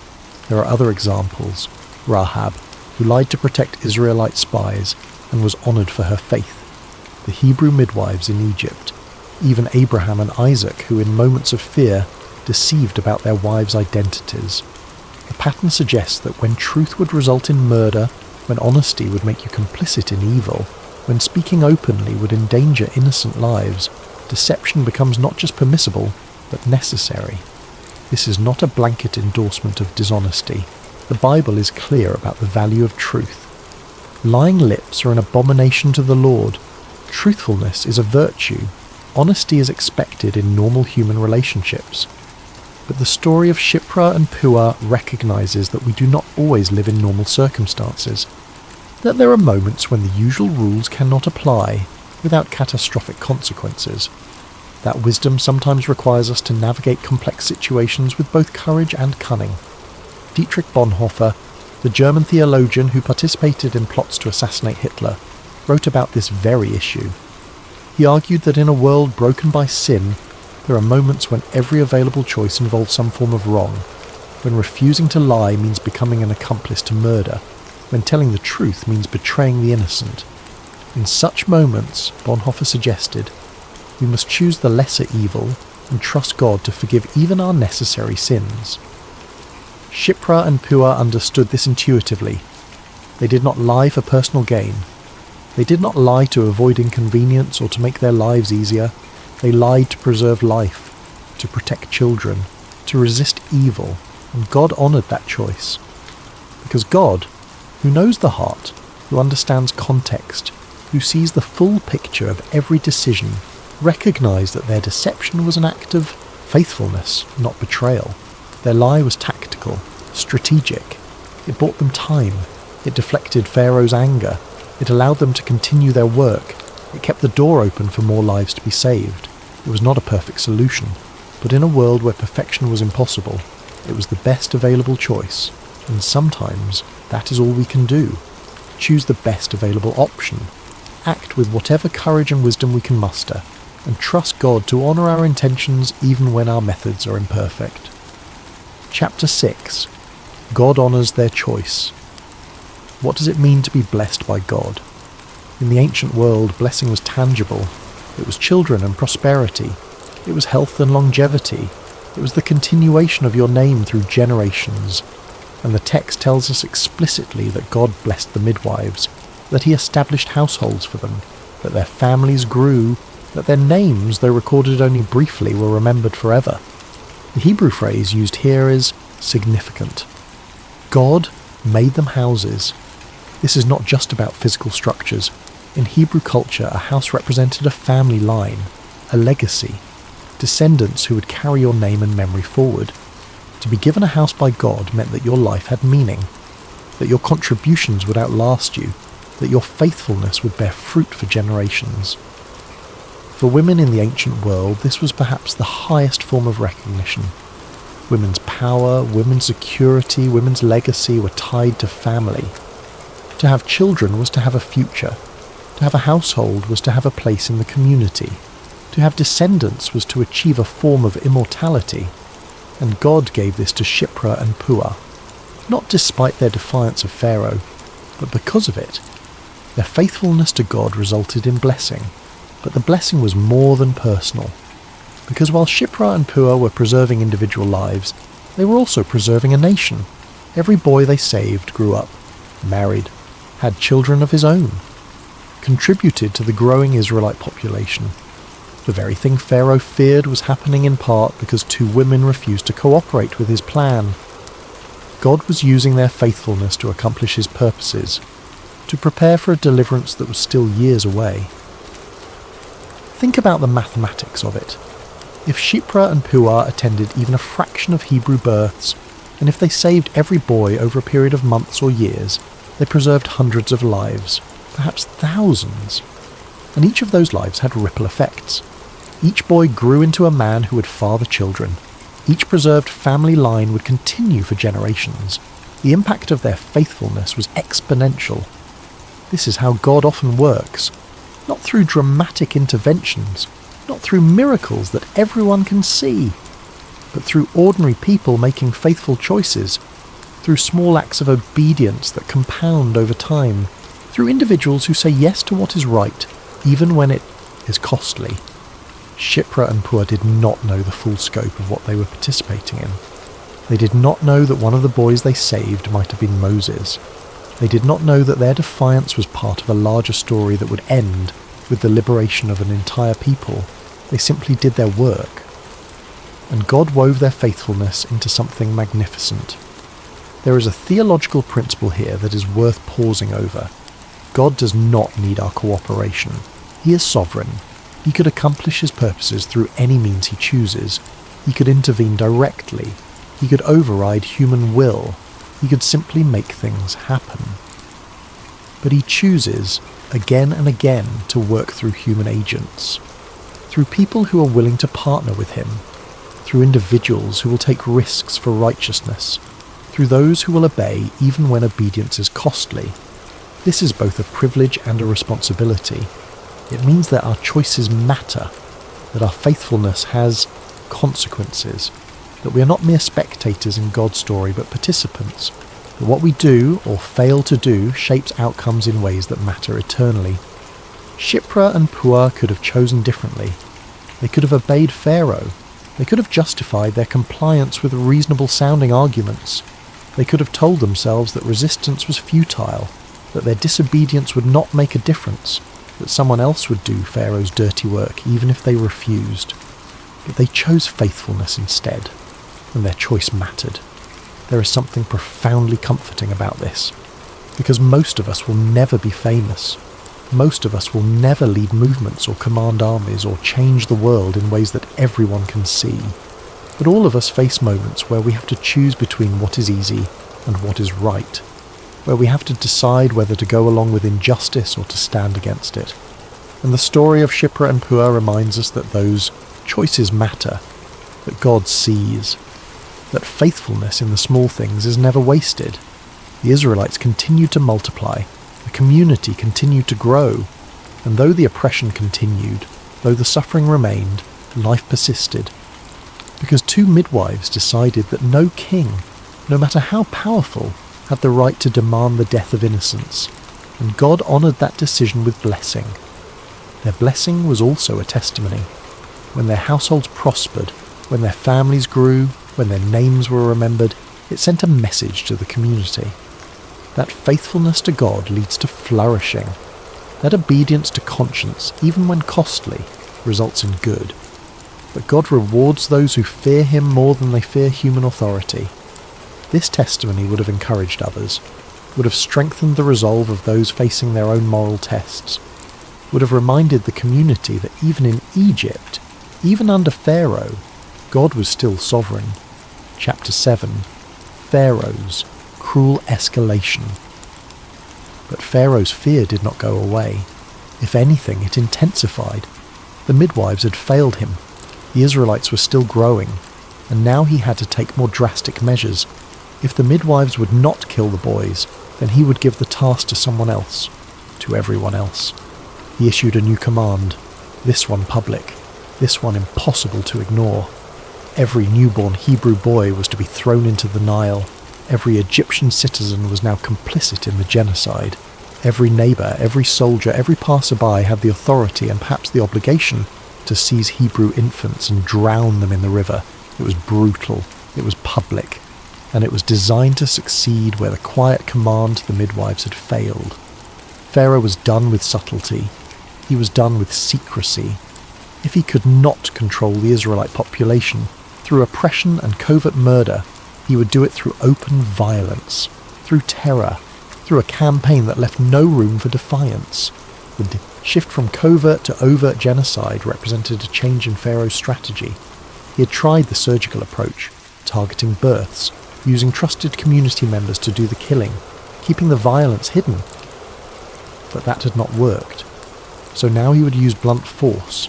He would mobilize the entire Egyptian population.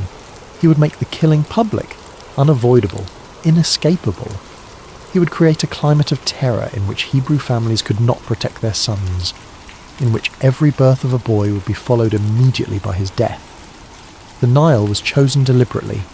It was Egypt's lifeline, the source of water, fertility, life itself.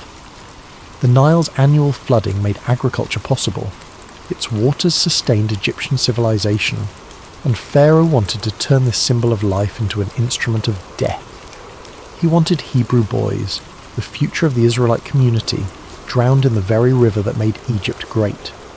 It was symbolic violence, a statement that Egypt would swallow Hebrew identity, that the Nile, which gave life to Egypt, would take life from Israel. The public nature of the command was designed to prevent resistance.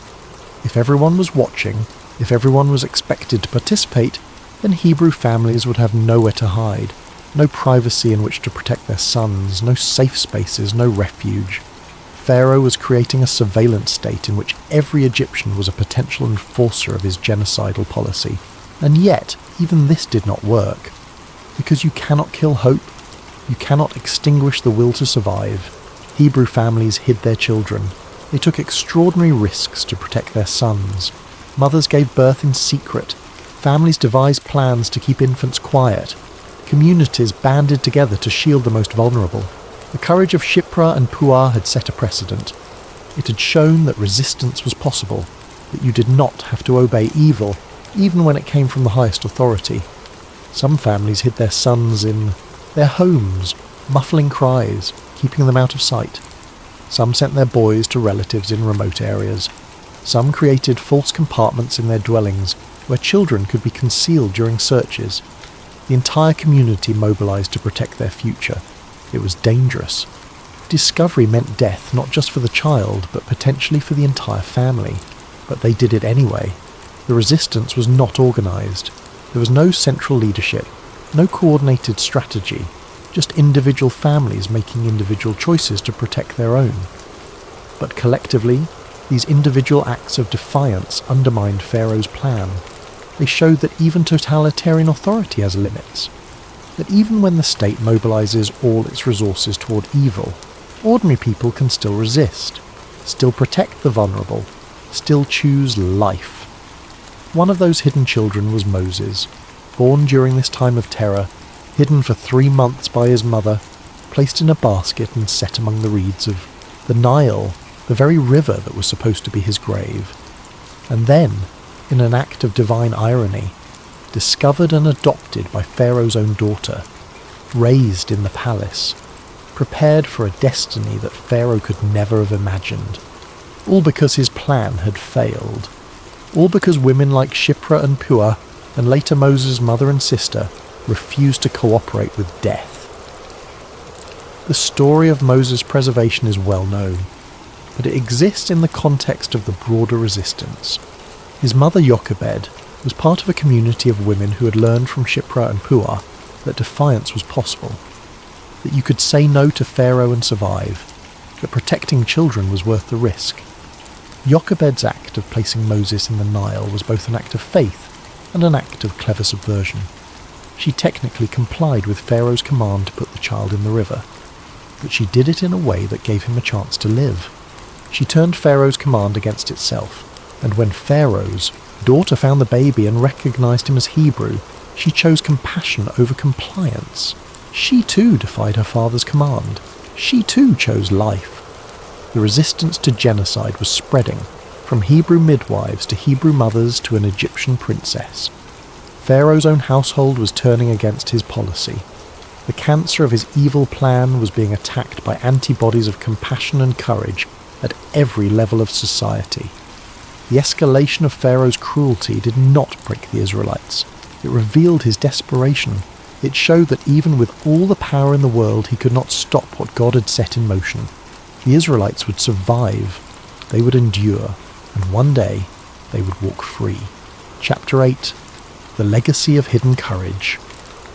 After the confrontation with Pharaoh, Shiphrah and Puah disappear from the biblical narrative. We never hear about them again. We do not know how long they lived. We do not know what became of their families. We do not know if they were alive to see the Exodus, if they stood on the banks of the Red Sea and watched as the waters parted, if they celebrated in the wilderness as a nation was born.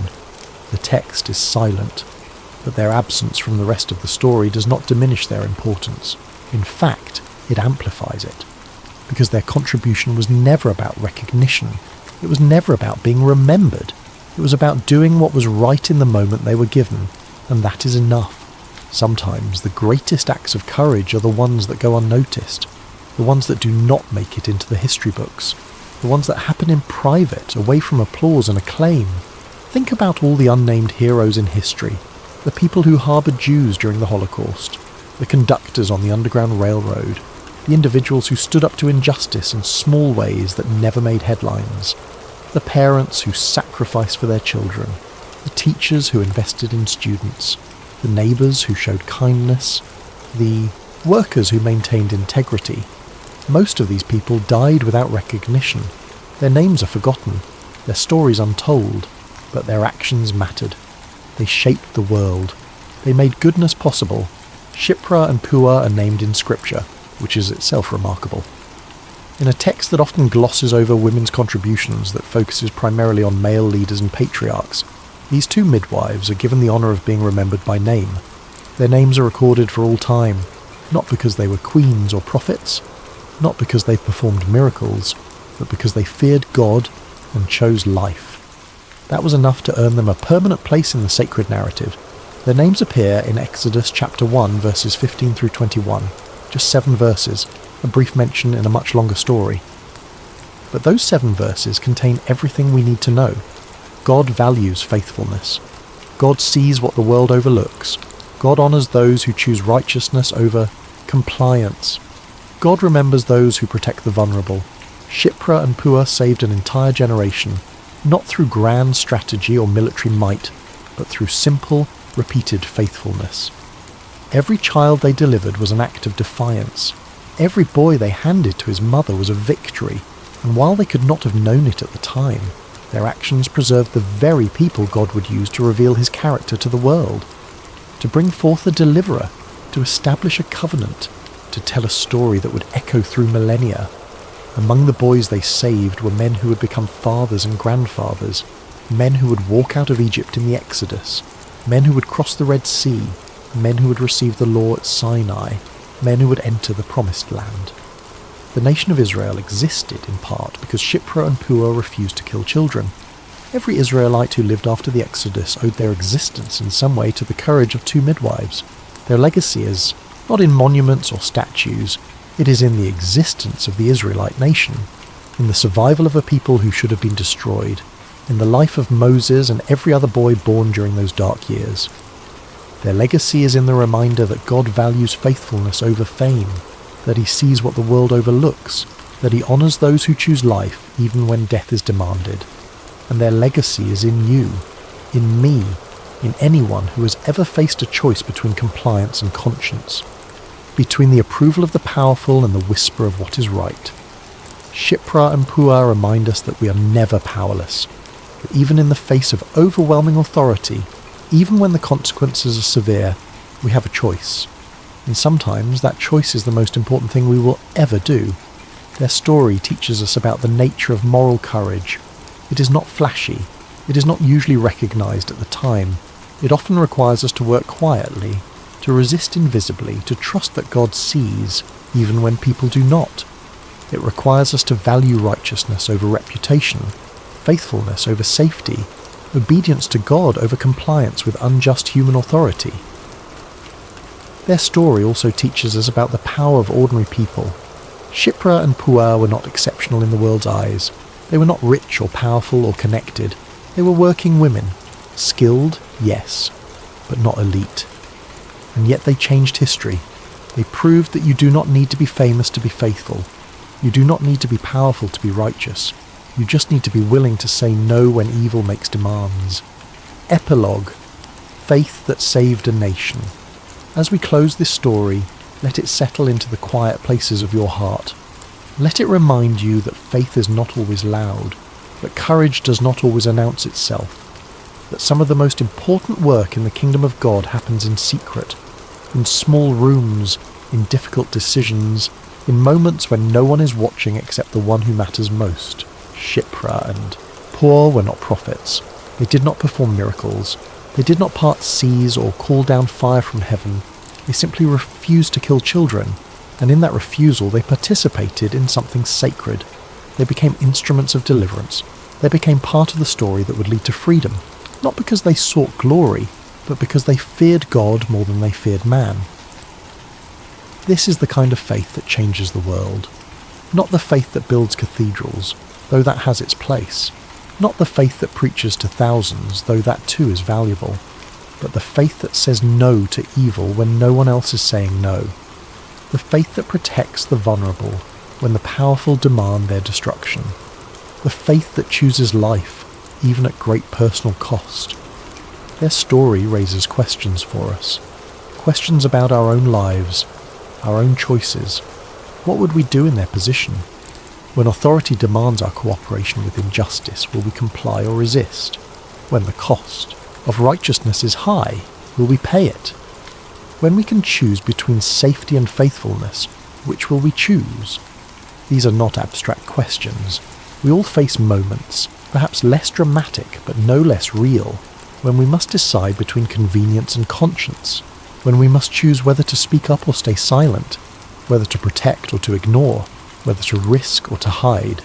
And in those moments the story of Shipra and Puah calls to us, reminding us that faithfulness matters, that courage is possible, that God honours those who choose righteousness. Their story also reminds us that we are part of a larger narrative, that our choices today shape outcomes we may never see, that the small acts of faithfulness we perform might have ripple effects that extend far beyond our awareness. Just as Shipra and Puah had no idea they were helping to preserve the leader who would free Israel, we have no idea what God might do with our faithfulness, what lives we might impact, what futures we might make possible, what stories we might make room for. This is both humbling and empowering. Humbling because it reminds us that we are not the centre of the story, that God is working out his purposes through countless lives, countless choices, countless acts of faithfulness. We are part of something much larger than ourselves.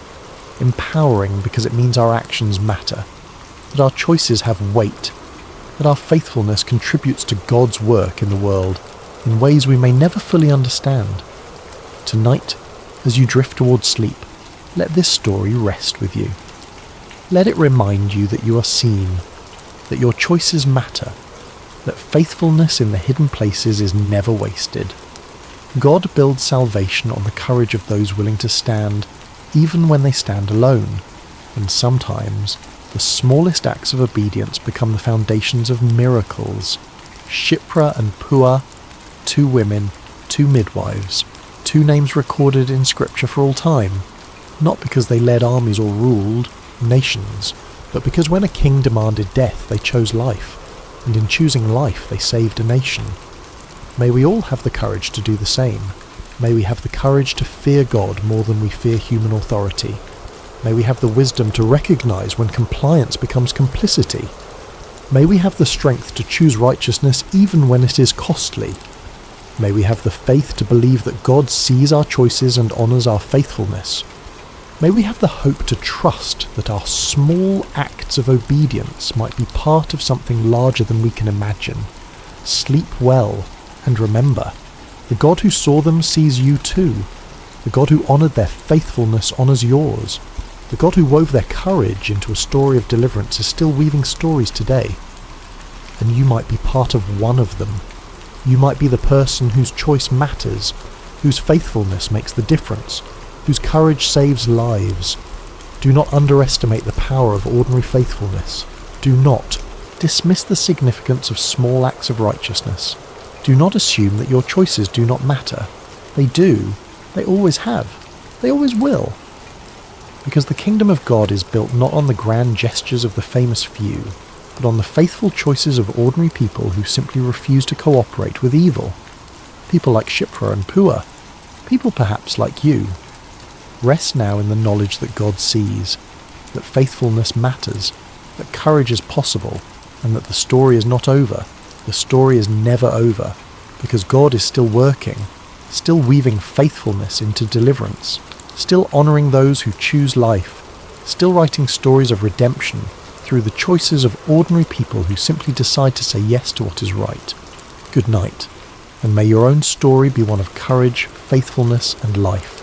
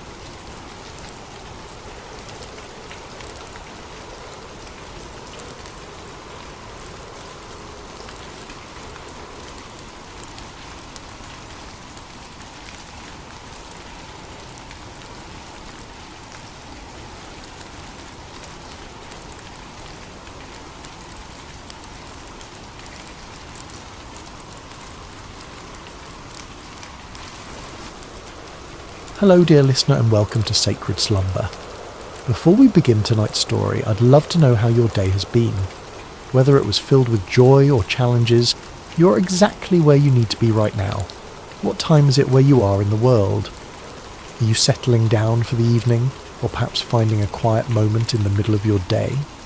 Wherever you are listening from, know that you are part of our global community of souls, seeking peace and spiritual connection. If this is your first time joining us, please consider subscribing to Sacred Slumber. We're here to bring you stories that nourish the spirit and calm the mind. Tonight, we journey to ancient Judah, to a time when God called a young man named Jeremiah to carry a message of both warning and hope. This is a story about divine calling, about being reshaped by loving hands, and about finding purpose even in the midst of struggle. So settle in, take a deep breath, and let us begin.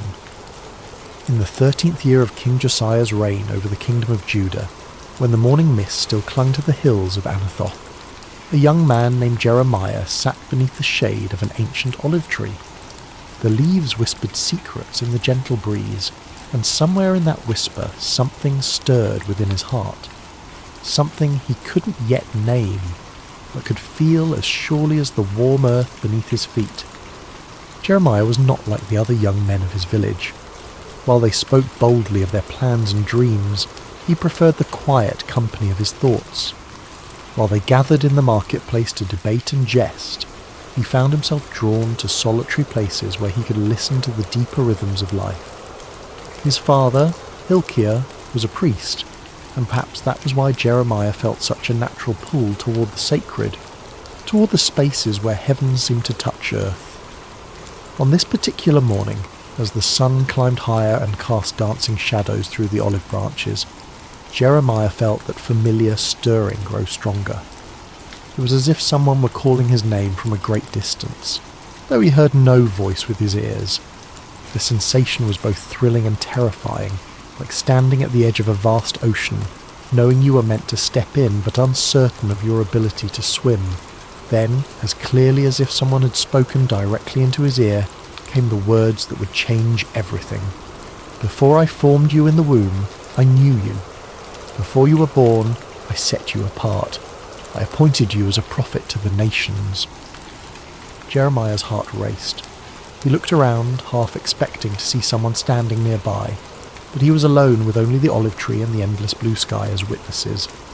The voice came again, gentle yet unmistakable. Jeremiah, I have called you to be my messenger.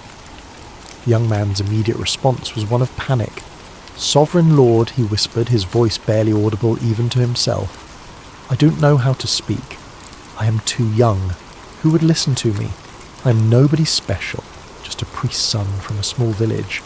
Surely you have made a mistake. But the presence that surrounded him was filled with such love and certainty that his fears began to quiet. Do not say you are too young, came the gentle correction. You must go to everyone I send you to and say whatever I command you. Do not be afraid of them, for I am with you and will rescue you. In that moment, Jeremiah felt something touch his lips. Not a physical touch, but something deeper, more real than anything he had ever experienced. I have put my words in your mouth, the voice continued.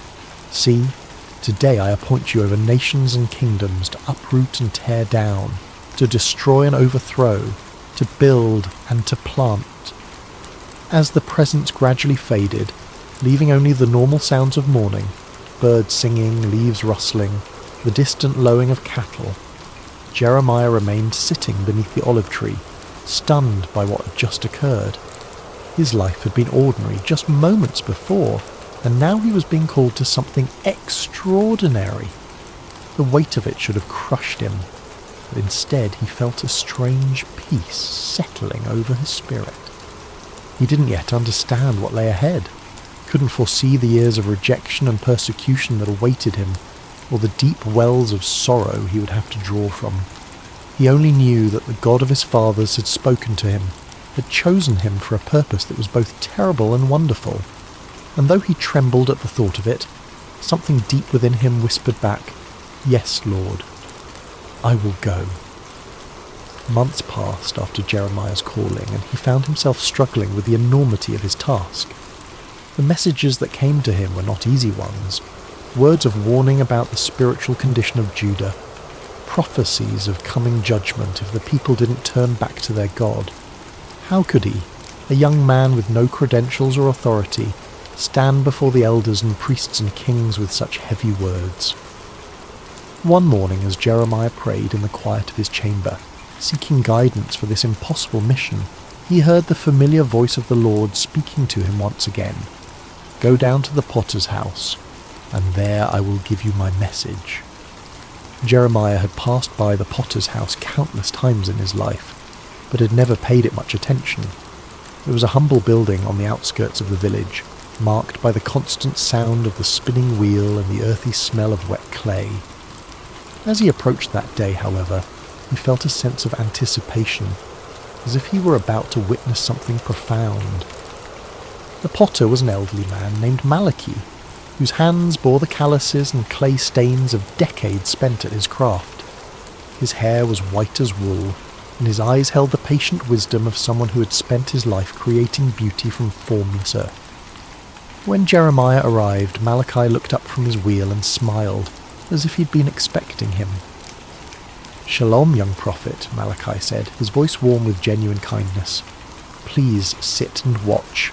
I have work to do. Jeremiah settled himself on a wooden stool in the corner of the workshop, fascinated despite himself. He had never really watched a potter at work before. had never paid attention to the intricate process of creation that happened in this simple space. The wheel began to turn, and Malachi placed a lump of clay in the centre, his hands moving with practiced precision. At first, the clay seemed to resist, wobbling and threatening to collapse, but Malachi's hands were steady and sure, applying just the right amount of pressure, guiding the clay upward into the beginning of what would become a vessel.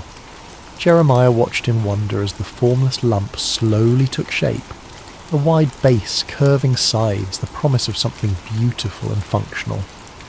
But then something went wrong. Perhaps there was a stone in the clay, or a dry patch that wouldn't bend. The emerging vessel began to collapse, its sides caving in despite the potter's careful ministrations. Jeremiah expected to see frustration on Malachi's face, perhaps anger at the ruined work. Instead, the old man simply smiled and pressed the clay back into a lump, ready to begin again. "The clay has its own nature," Malachi explained, his hands already starting to reshape the material. "Sometimes it has hard spots, or air bubbles, or impurities that make it difficult to work with. But clay is forgiving. It can always be reformed, reshaped, made into something new." As Jeremiah watched, the potter began again, this time working the clay more thoroughly, removing the impurities that had caused the first attempt to fail. Slowly, patiently, lovingly, a new vessel began to emerge, different from the first but no less beautiful.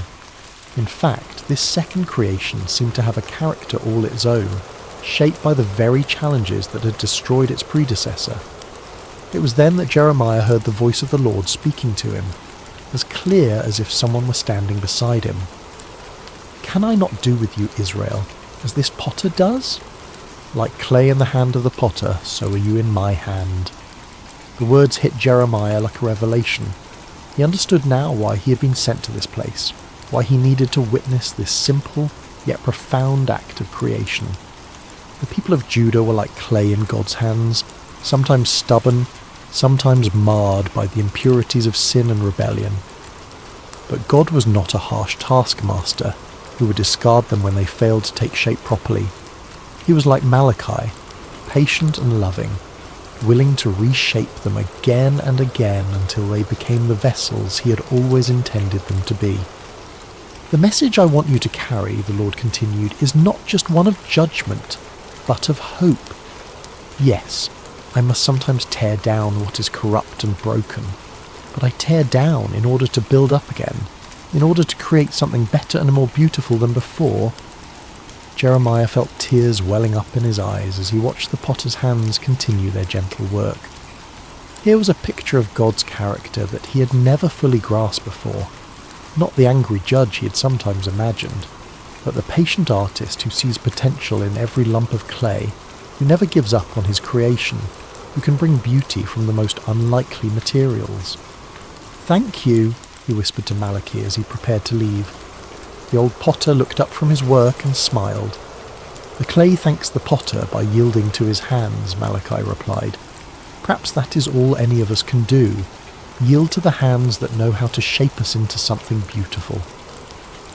As Jeremiah walked home through the narrow streets of his village, he felt a new understanding of his calling beginning to take root in his heart. He was not just a bearer of bad news, but a messenger of hope.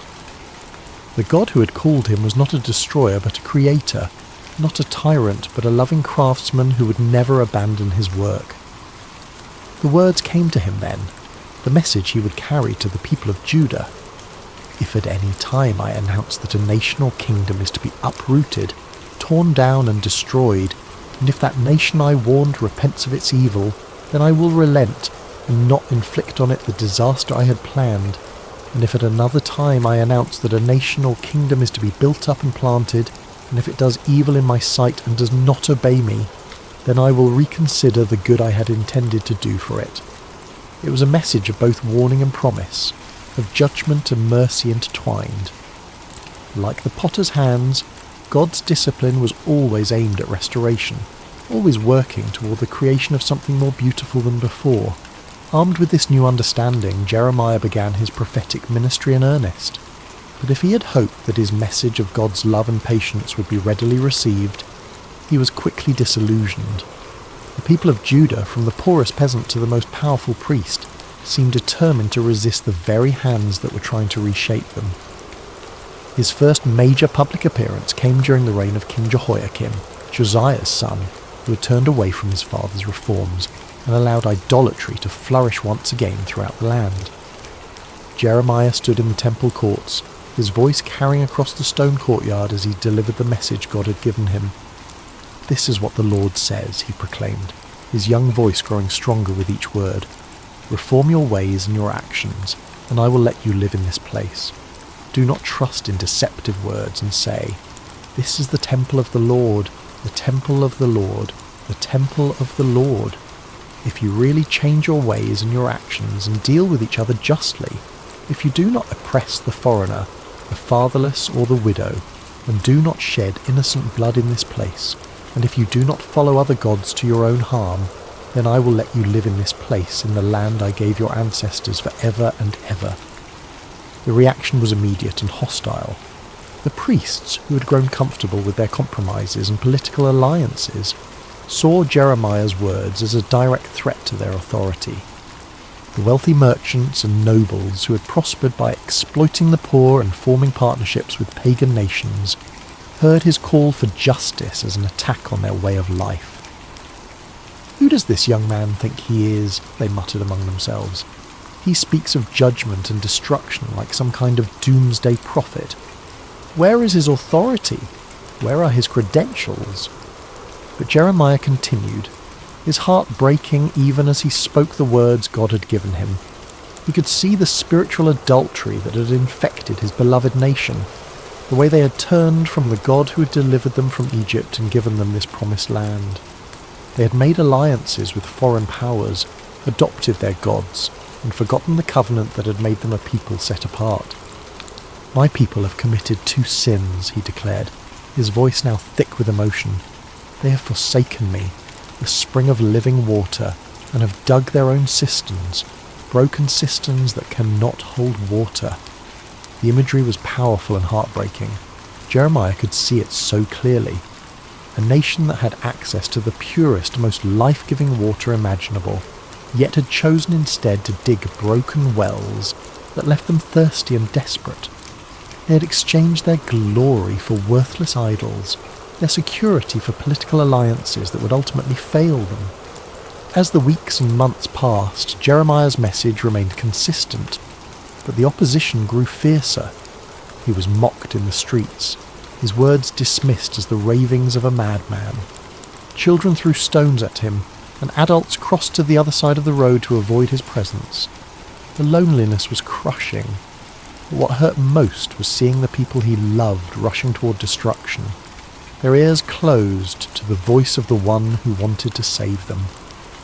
One particularly dark day, after being physically threatened by a group of priests who wanted to silence him permanently, Jeremiah found himself wondering if he had misunderstood his calling. Perhaps God hadn't really spoken to him at all. Perhaps he was just a deluded young man with an overactive imagination and a tendency toward melancholy. But then he remembered the potter's house, the gentle hands shaping and reshaping the clay, and he understood something profound about the nature of love. True love doesn't just tell people what they want to hear, it tells them what they need to hear, even when that truth is painful. The potter sometimes had to apply pressure to the clay, had to work out the impurities and air bubbles, and this process wasn't always comfortable for the clay, but it was necessary for the clay to become what it was meant to be. "I am not their enemy," Jeremiah whispered to himself as he walked through the quiet streets late one evening. "I am their friend. I am speaking these hard words because I love them, because God loves them, because we can't bear to see them destroy themselves." The revelation gave him strength to continue, even as the opposition intensified. He began to write down his prophecies, creating a record of God's words that could be preserved even if his voice was silenced. He wrote of the coming judgment, but also of the hope that lay beyond it, the promise of a new covenant, a time when God would write his law on their hearts rather than on tablets of stone.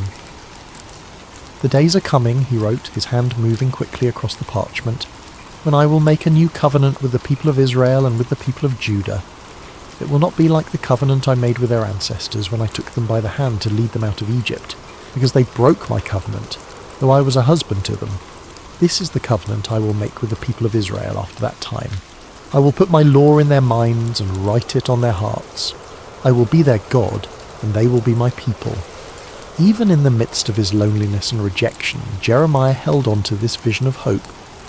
The potter was still at work, still shaping, still creating something beautiful from the clay of human hearts.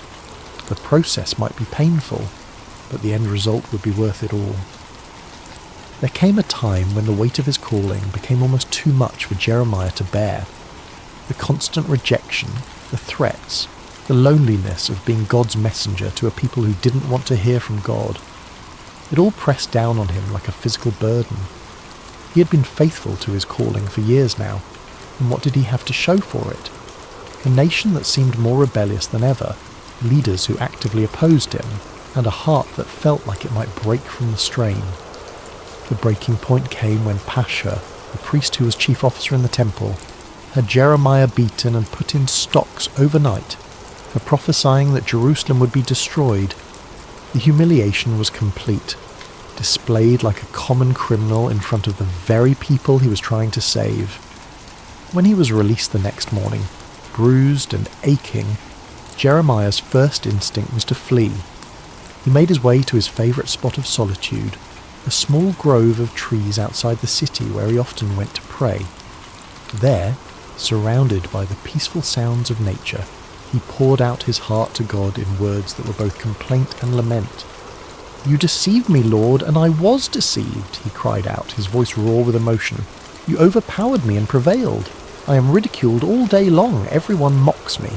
Whenever I speak, I cry out proclaiming violence and destruction. So the word of the Lord has brought me insult and reproach all day long." The words felt almost blasphemous as they left his lips, but they were honest words, torn from the depths of his soul. He'd given everything to this calling. His youth, his dreams of a normal life, his relationships with family and friends. And for what? To be treated as a pariah, a madman, a troublemaker. In that moment of deepest despair, Jeremiah made a decision that felt like the only sane choice left to him. He would be silent. No more prophecies, no more warnings, no more attempts to turn the hearts of a stubborn people back to their God. He would find a quiet corner of the world and live out his days in peace, letting others worry about the spiritual condition of the nation. The resolve felt good at first, like setting down a burden that had been crushing him.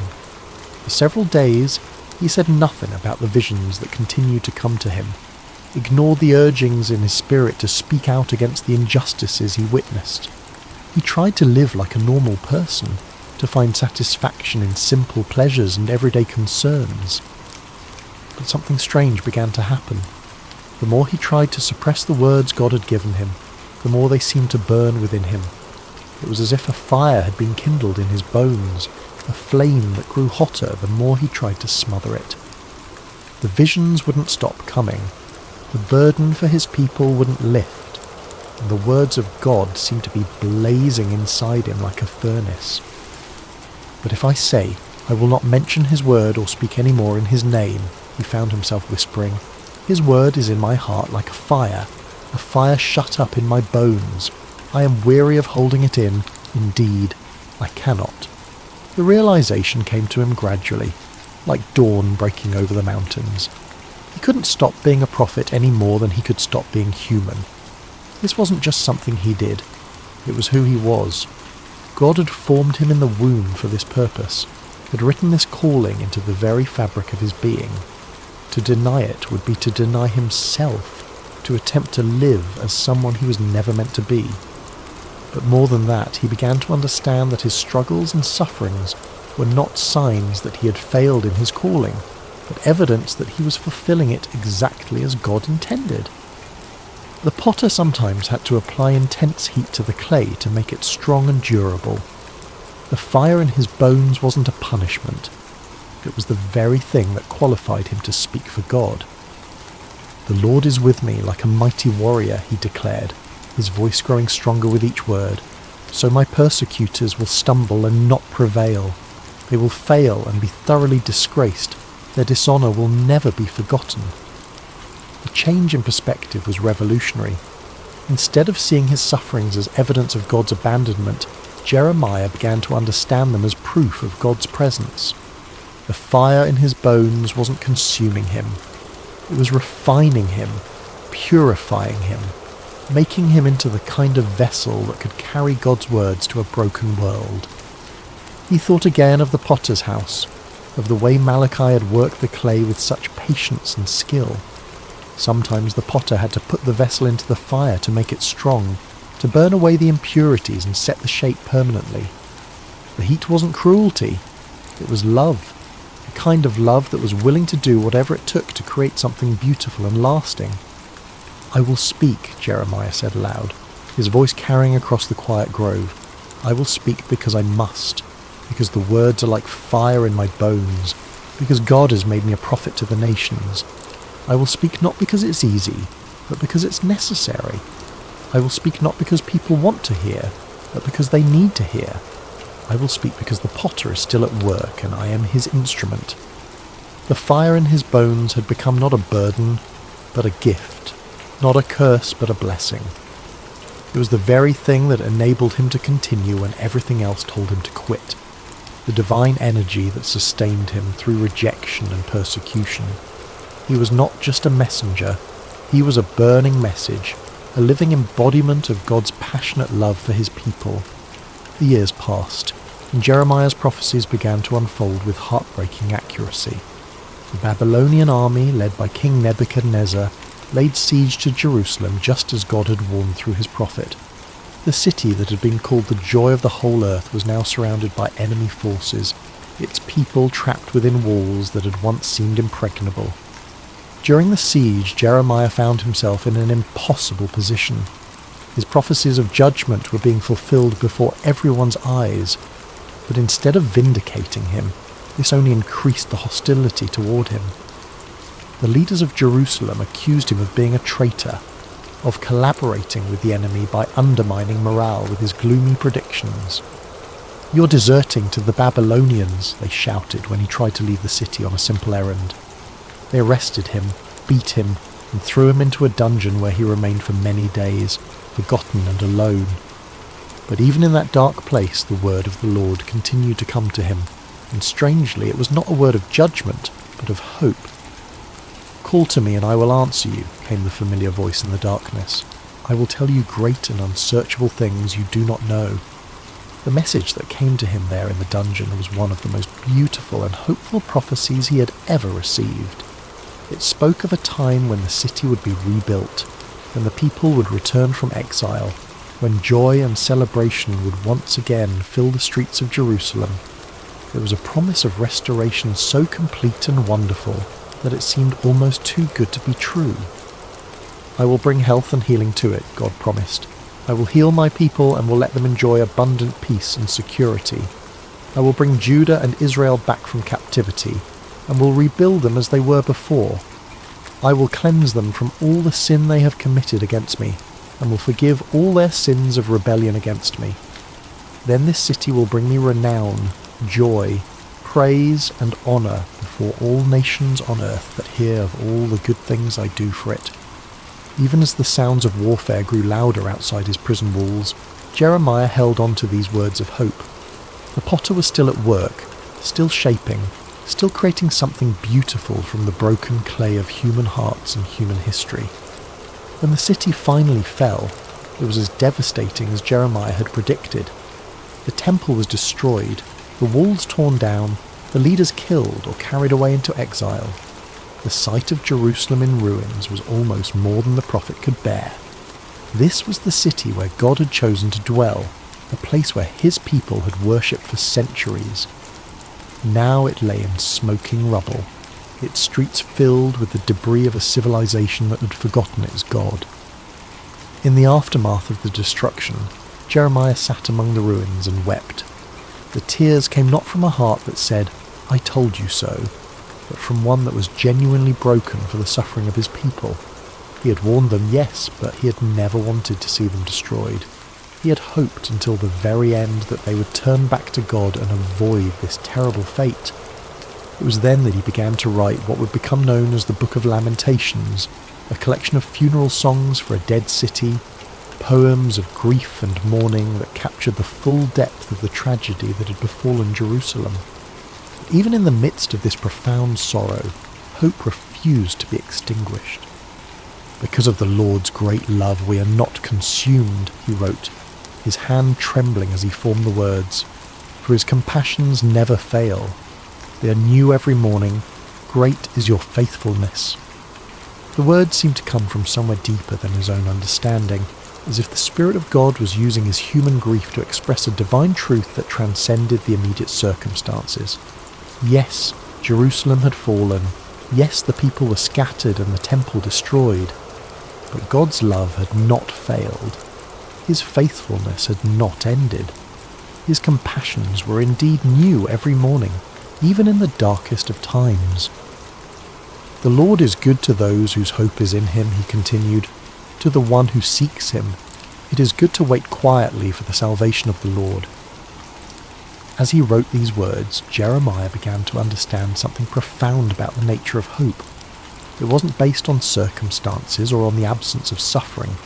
True hope was rooted in the character of God himself, in his unchanging love and faithfulness.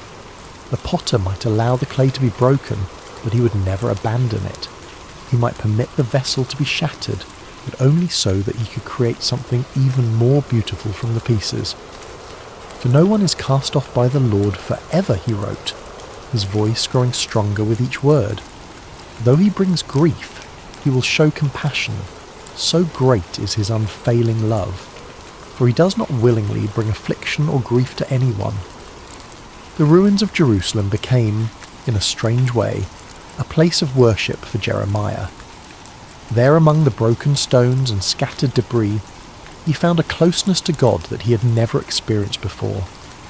The external symbols of faith were gone, but faith itself remained. The building had been destroyed, but the builder continued his work. People would come to him there, survivors of the siege who were struggling to make sense of what had happened. They would ask him why God had allowed such suffering, why the innocent had to pay for the sins of the guilty, why the city of God had been given over to pagan armies. I cannot answer all your questions, Jeremiah would tell them gently, but I can tell you what I've learned in my years of walking with the Lord. He is like a potter who shapes clay, and sometimes the shaping process is painful. But he never works without purpose, and he never abandons what he has begun. The vessel may be broken, but the potter's hands are still at work creating something new from the pieces. In the final years of his life, Jeremiah found himself in Egypt, carried there against his will by a group of Jewish refugees who feared remaining in the land of Judah. It was not where he had expected to end his days, far from the city he had loved and served for so many years. But even in this foreign land, he continued to speak the words God gave him, continued to comfort and challenge the people who had been scattered by the winds of history.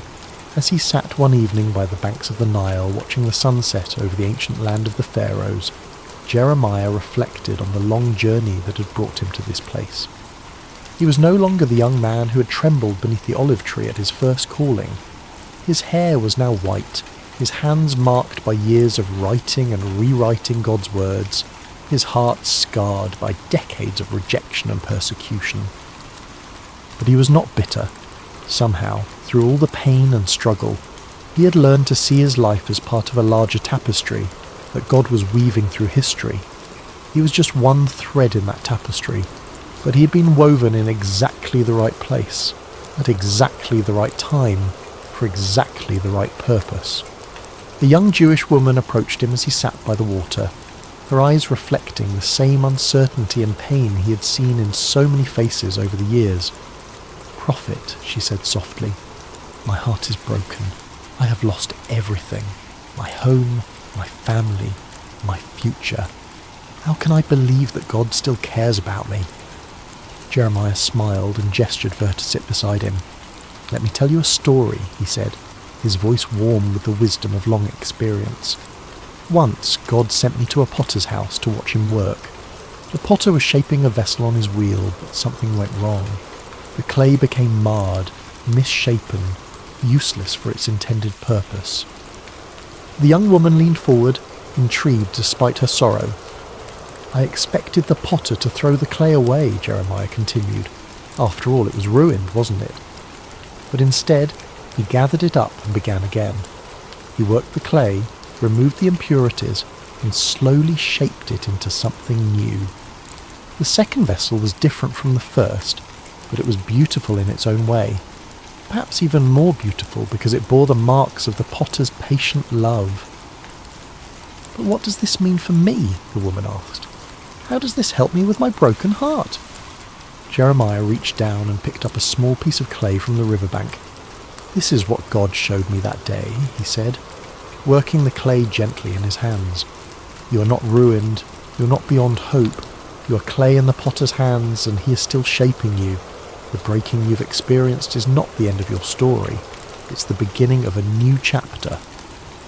As he spoke, the clay in his hands began to take shape, becoming a small but perfectly formed vessel. "God's love is like this potter's skill," he continued. "It can take the most broken, damaged clay and create something beautiful from it. Your pain is not wasted. Your tears are not meaningless. They are part of the process by which God is making you into the person he always intended you to be." The woman began to weep, but they were not tears of despair. They were tears of hope, of recognition, of a heart that was beginning to heal. "How do you know this?" she whispered. "How can you be so sure?"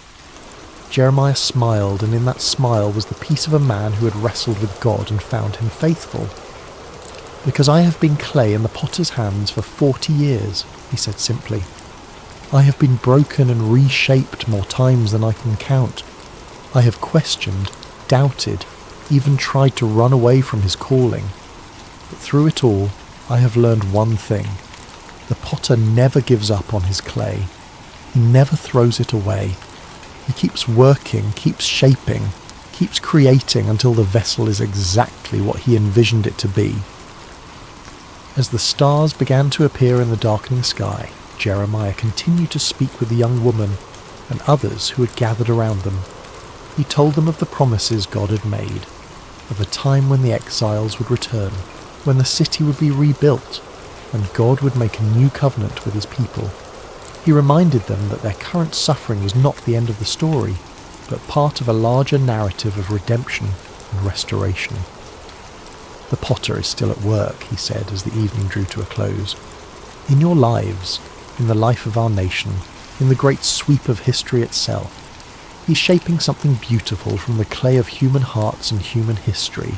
Trust his hands, yield to his touch, and know that whatever he is creating in you and through you, it will be more wonderful than you can imagine." That night, as Jeremiah lay down to sleep, he thought once more of the potter's house and the lesson that had shaped his entire ministry. He had been privileged to be God's messenger, to speak his words to a generation that desperately needed to hear them. He had endured rejection, persecution, and exile, but he had also experienced the incredible intimacy of walking with God through every trial. His life had not been easy, but it had been meaningful. He had been clay in the potter's hands, shaped and reshaped according to God's perfect will. And though he would not live to see the full fulfillment of the promises he had proclaimed, he knew with absolute certainty that the potter's work would continue. The hands that had shaped him would continue to shape others, generation after generation, until the final masterpiece was complete. The last words he wrote in his journal that night were these: "The steadfast love of the Lord never ceases. His mercies never come to an end. They are new every morning. Great is your faithfulness. The Lord is my portion, says my soul. Therefore I will hope in him." And in the quiet darkness of a foreign land, far from the ruins of Jerusalem but close to the heart of God, Jeremiah slept peacefully, knowing that the potter's hands were still at work, still shaping, still creating something beautiful from the clay of human hearts. The message he had carried for 4 decades would outlive him, would speak to countless generations of broken people who needed to know that they were not beyond hope, that the potter never gives up on his clay, and that his love truly is new every morning. The story of Jeremiah reminds us that even in our darkest moments, even when our lives seem shattered beyond repair, we are never beyond the reach of the potter's hands. Like clay on the wheel, we may be broken, but we are never discarded. We are loved, shaped, and reshaped by hands that know exactly what we can become. And in the end, that is enough. That is everything. In the quietness of this story's end, may you find the peace that comes from knowing you too are clay in the potter's hands, being shaped with infinite love and patience into something beautiful beyond your wildest dreams. The potter is still at work, still shaping, still creating, and his love for you is new every morning.